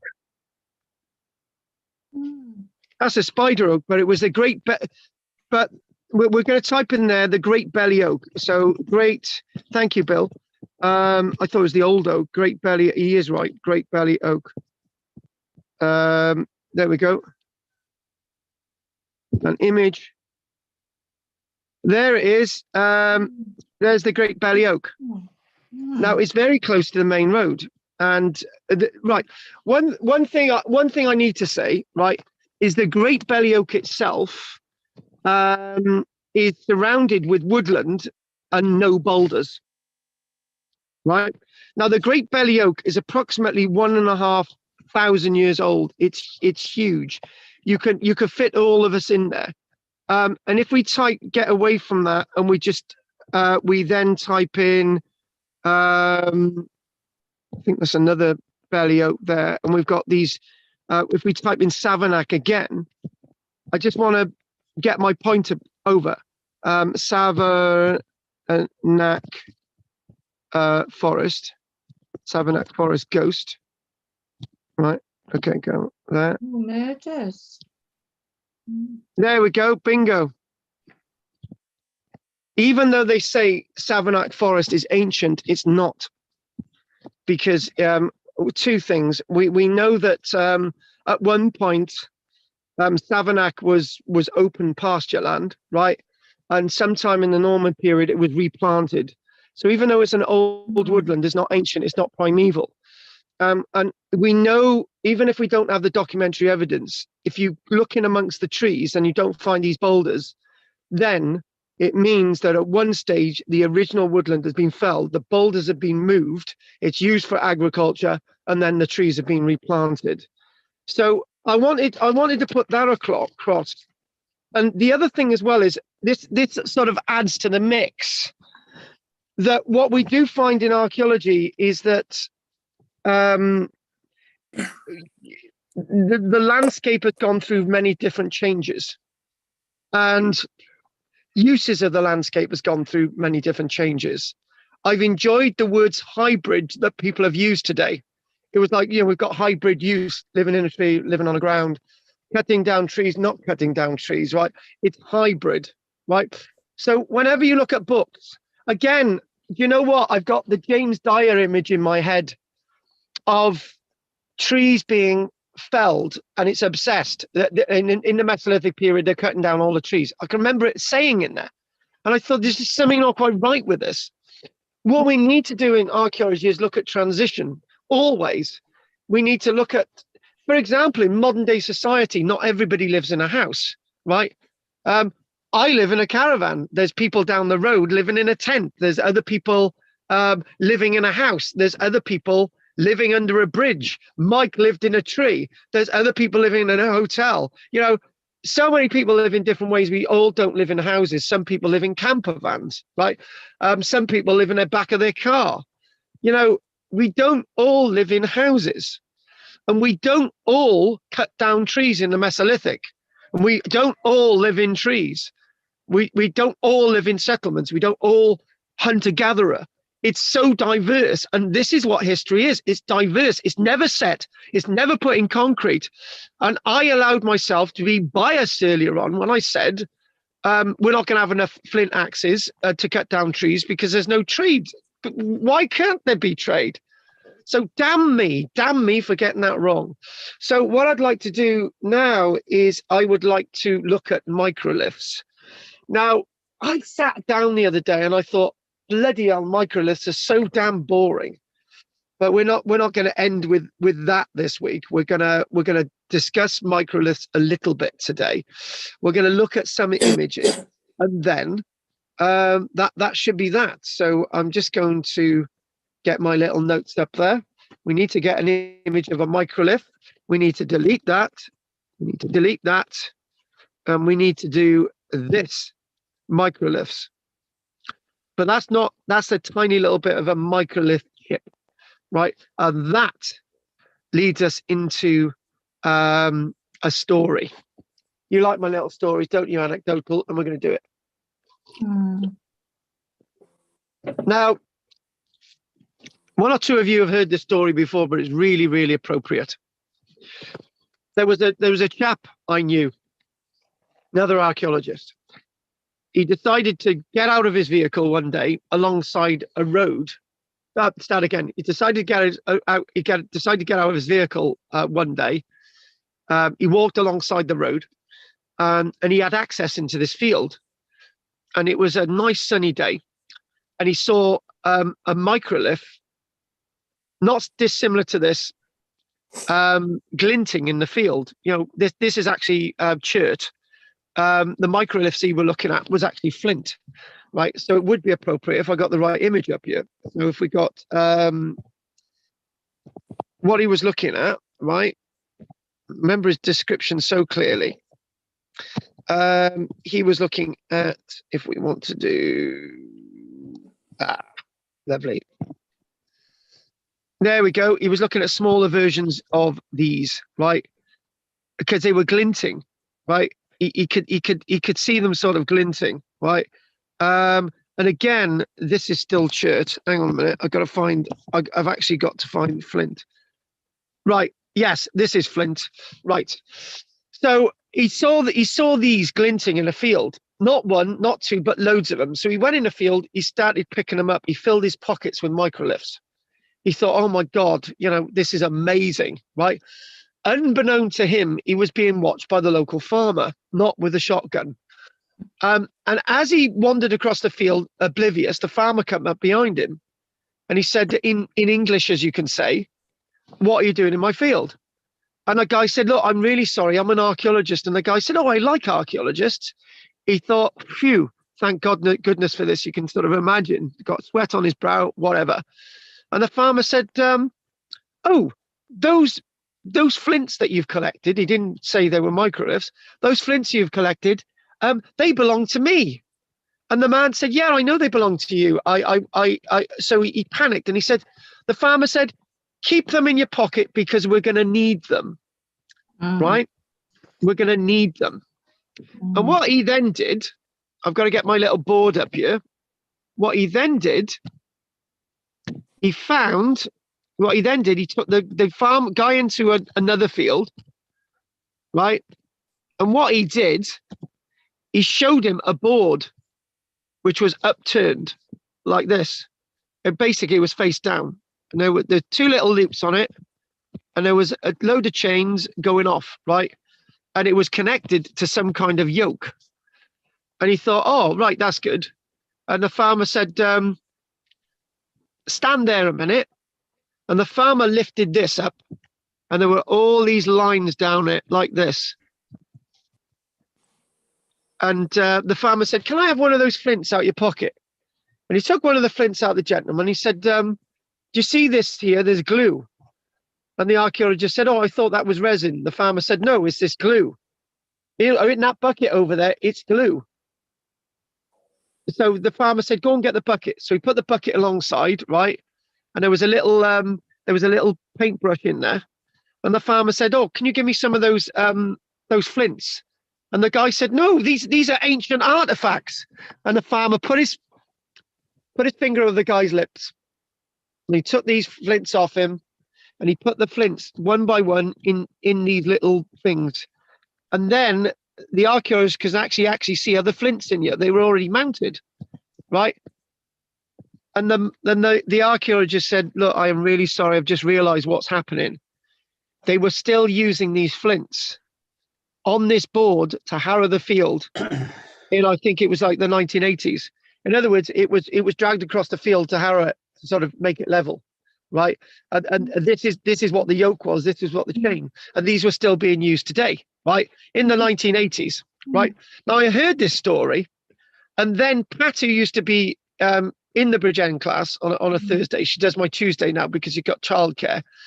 she then said to me last night, she said, Karl, before we stop today, I want to tell you a story. She said she went to a bar in Madrid, right?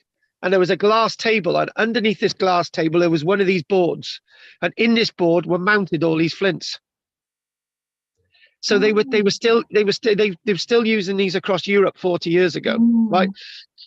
Now, the moral of the story is just because you're finding things that look bloody old doesn't mean to say that they're old, right? Even though we've got no evidence to say these types of boards were still ever used in Britain. Well, we've got no evidence to say that they were ever used in Britain, right? But I've got to say that what I said at the beginning about finding bits of daub and bits of microliths, that might be very plausible to prove Mesolithic activity, right?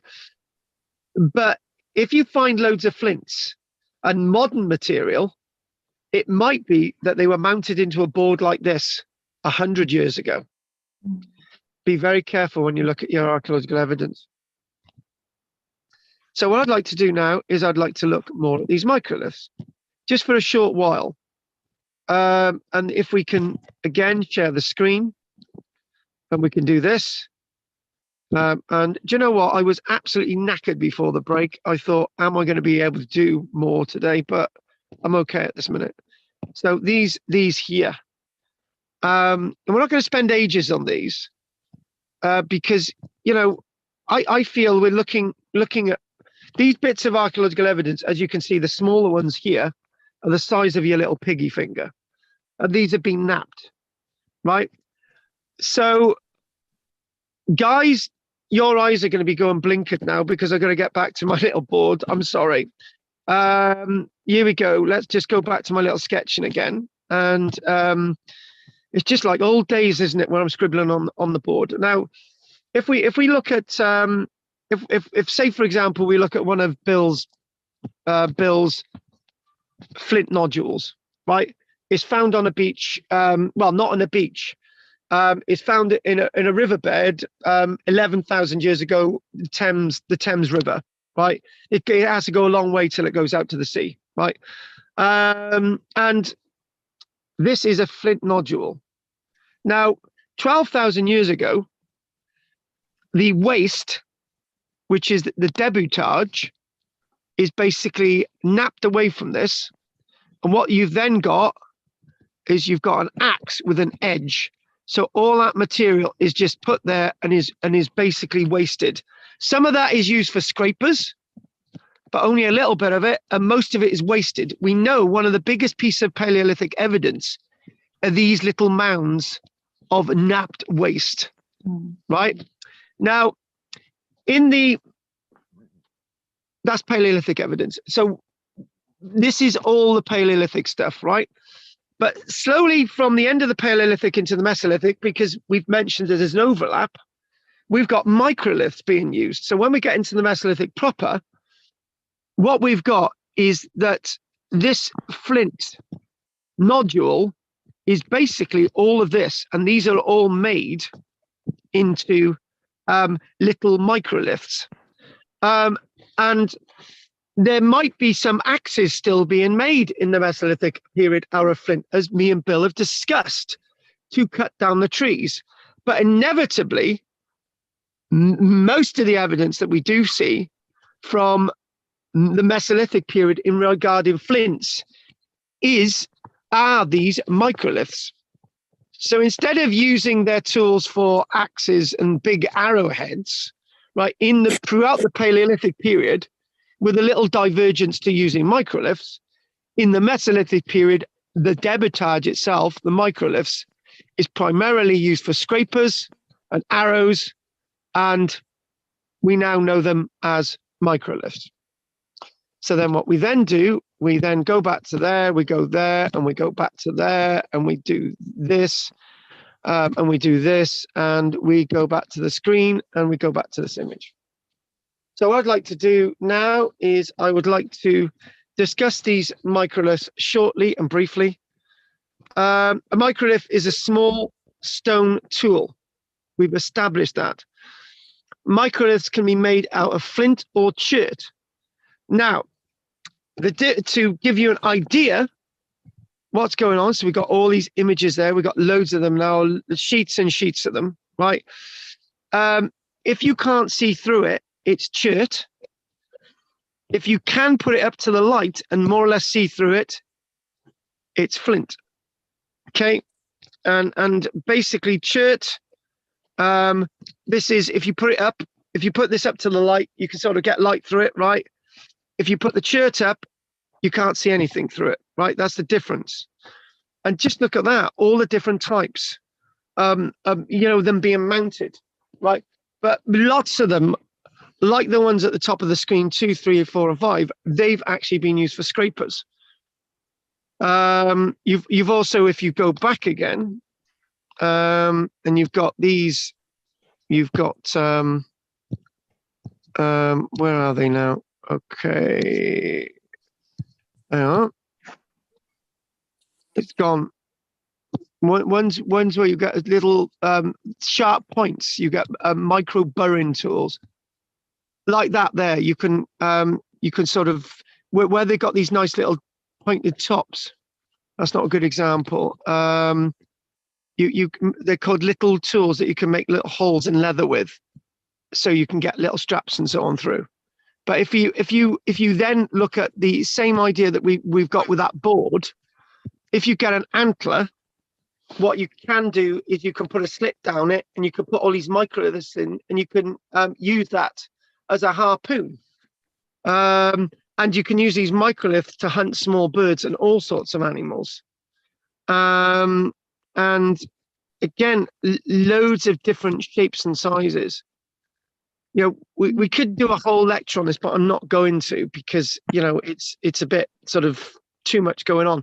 But we know that microliths have been used in human society for the best part of 35,000 years, ranging from across Asia, even Australia, Europe, where people are starting to use the flint, the smaller flints as much as the bigger tools as well.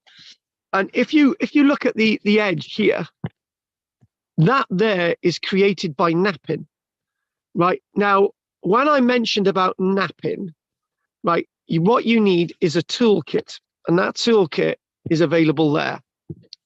And this is actually an obsidian knapping toolkit from the United States. So what you've got, you rest this piece of leather on your lap, and you get the raw material, whether it's obsidian or chert or chalcedony or flint, right? So you rest that on your knee, and you hold it with one hand, and you try to make some purchase on the surface by putting a lot of pressure on the surface using one of these tools, the head of an antler.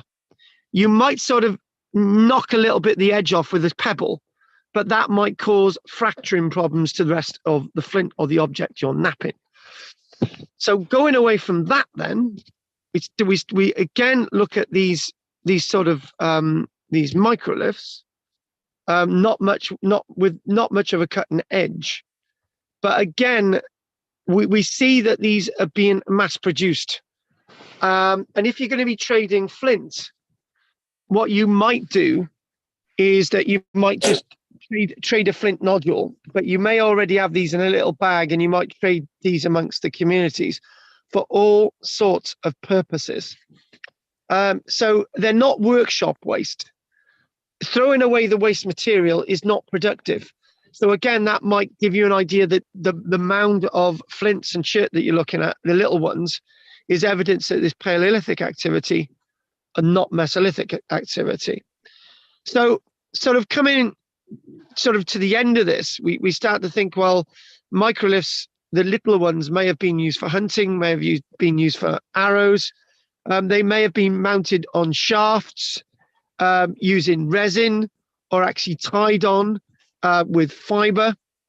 And we're thinking about, there's lots of different names for them, such as bladelets, edged backed bladelets and all these different names for them. And it's just so much information that we think about in regards to these microliths. So what I'm going to do now, we're just going to look at one more image and then we'll call it a day. So if we sort of go through these and get some really nice ones. These are some very early ones from the British Museum. You can see that some of those have got really nice sharp points on. Okay. So if we will, in the next few months, look at the site of Star Karl. So I'm going to mention this. There are many examples of microliths and deposits of microliths from across Britain. Not necessarily buildings, we've already discussed that, but lots of microliths. And when we look at the site of Star Karl, there are loads of them in Yorkshire. There are loads of them. And what we do know, they were mounted using resin and tied onto arrow shafts. And these are projectiles for whatever purposes. The smaller the ones, the smaller the game that you're obtaining. And the other thing as well is, this is one thing that we need to get away from, and I'm going to get away from it quick. And this is one thing that I will argue with anyone over. I will argue fervently this next thing. I don't believe there's any evidence or much evidence of human-on-human contact, i.e. killing people, right? Why would there be warfare between groups of people when there's not many of them in the first place? 4,000, 5,000, even 1 million people, as we start to get into the end of the Neolithic period, is a lot of people spread around Britain. Why would there be much competition? There's very little evidence that humans are killing each other in any of these periods, right? So whatever reason they've got arrows are for human consumption of animals and not killing people. I will argue till I go blue about that one. Even in the Iron Age, we've got little to no evidence that these hill forts are ever used. We've got about 1% of the evidence of all the archaeological evidence through the Iron Age telling us of anyone being killed through conflict of any kind at all.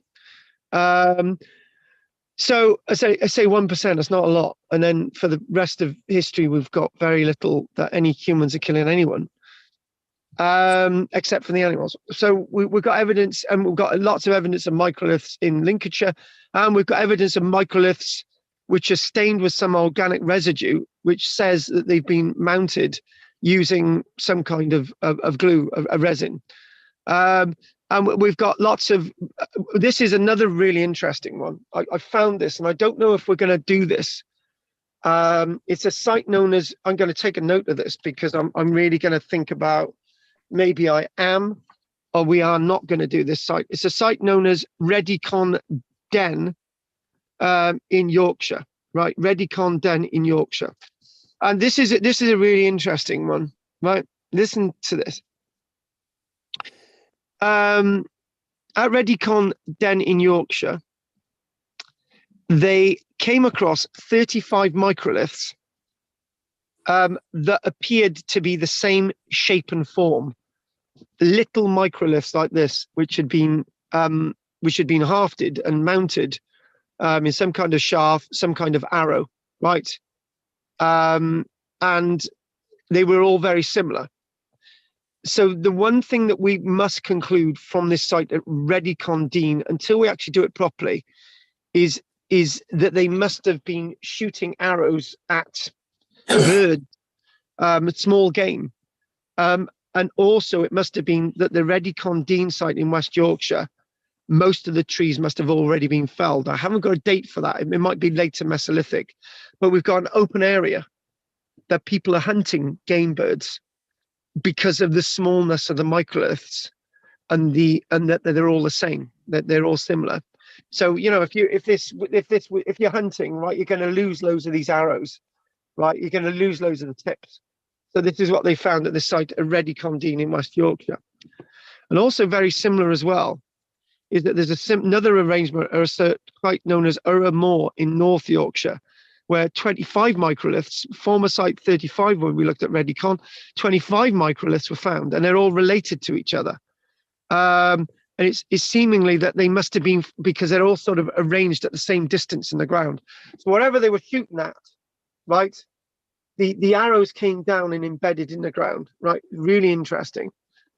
Finally, the study of these Mesolithic artifacts has generally told us that they are of a massive range and a massive complexity. And these people in the Mesolithic period absolutely love them.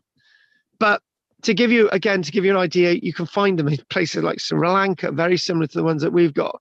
India, you can find them in Australia, Scandinavia, you can find them in France. So they're found in lots of different places.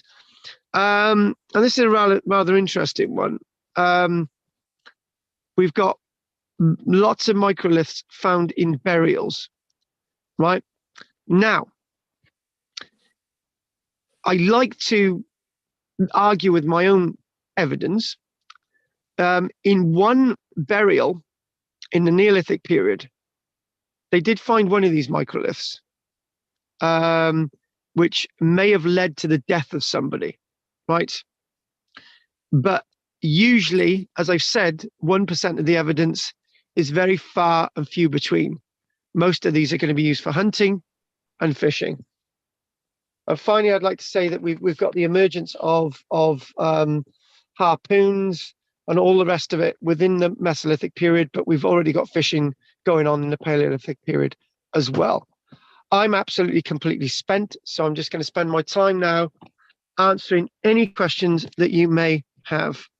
And that was quite a lot, actually, because it was meant to be finishing ages ago, and Anne was supposed to be leaving us half an hour ago as well. Oh, Anne, what time is it? Oh, right. I'm $3:30. going to go now, but I was going to say I confirm with you about the trees, because when I went to where's that place? Canada, northwest Canada, and on the way to Alaska, the trees are like stunted. You know, they're really small because, and they're ancient. Yeah, they're ancient. And my brother told me. So that's true.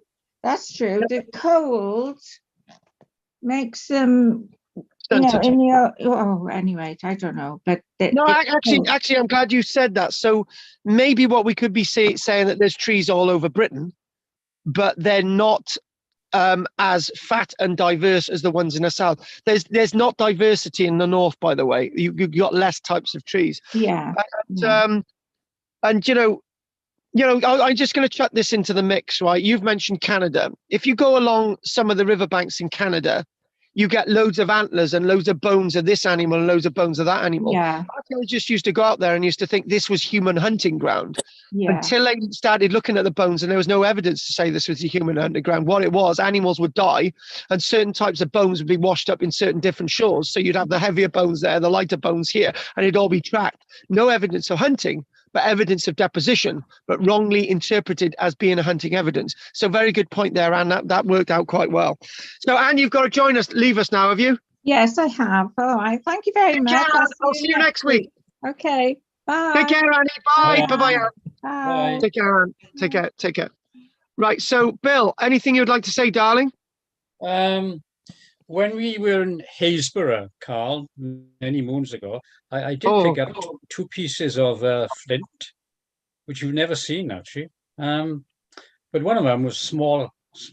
And to me, it was small enough to be used to scrape meat off bones. Yeah. Another essential. But when it comes to napping, I mean, there must have been mounds and mounds of waste tips of the remnants of what's left over after you've actually successfully napped your tool, whatever form it is, into the right shape, you know. Can I just mention this, Bill? I think there's something that I've missed in the evidence there. So if you in the Paleolithic period, you've got lots of flint waste, the debitage, right? In the Mesolithic period, they're using lots of this debitage. Now, the interesting thing is, if you've got in the Mesolithic period lots of debitage left behind, it's evidence that they've got a lot of flint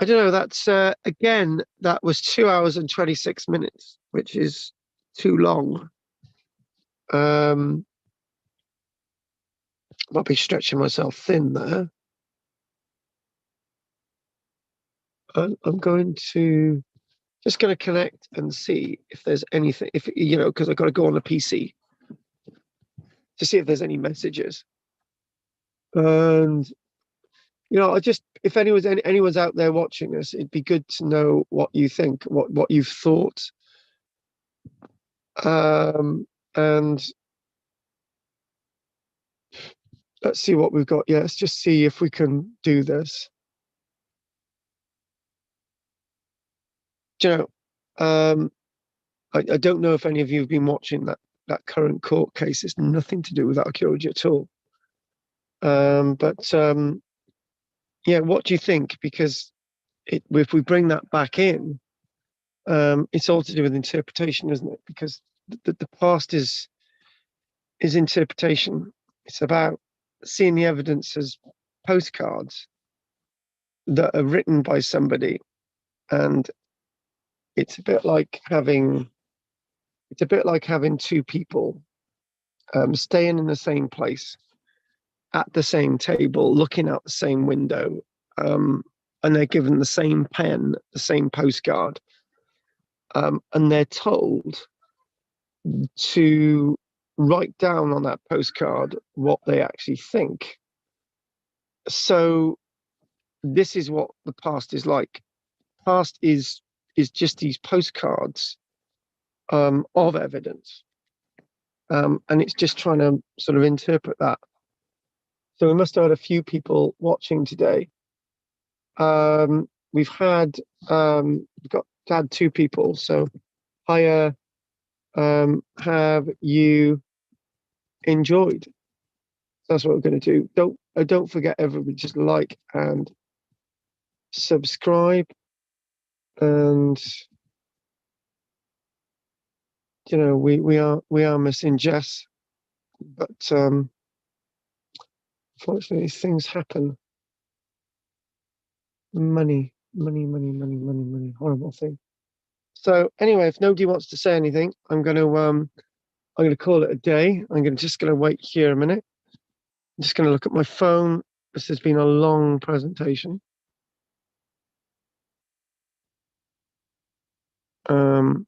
Type on breakdown.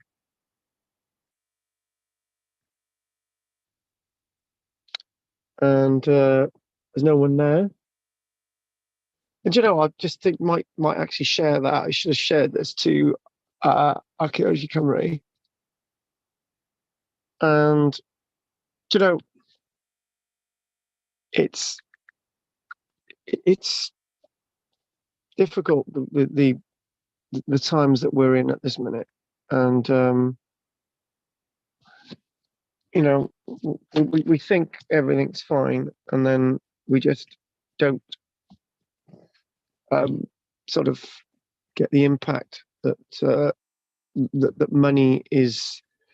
It seems to be king at this minute, and trying to keep things going.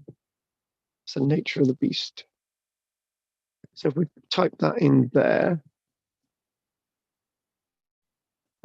we go there. And again, I'm just waiting. If anyone's got anything they want to say, and I can just hang around a little bit. Just going to see if there's anything on the live feed.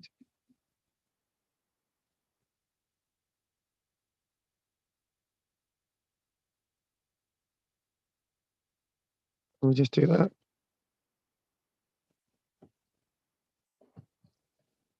And it's just, I don't,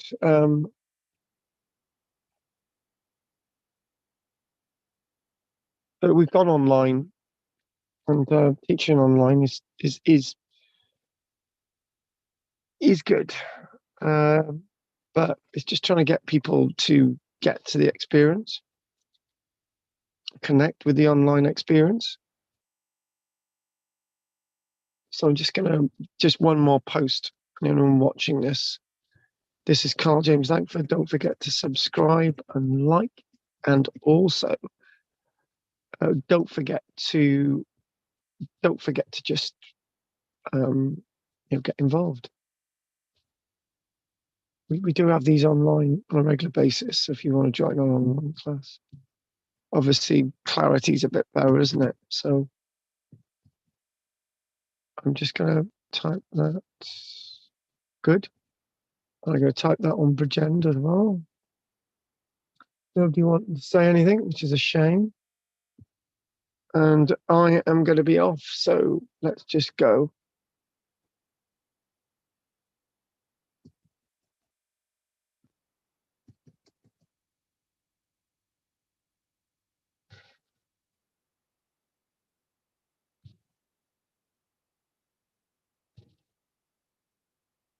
I think I'm going to go now. So that's done. That's done. And come back next week on Thursday. 10:30.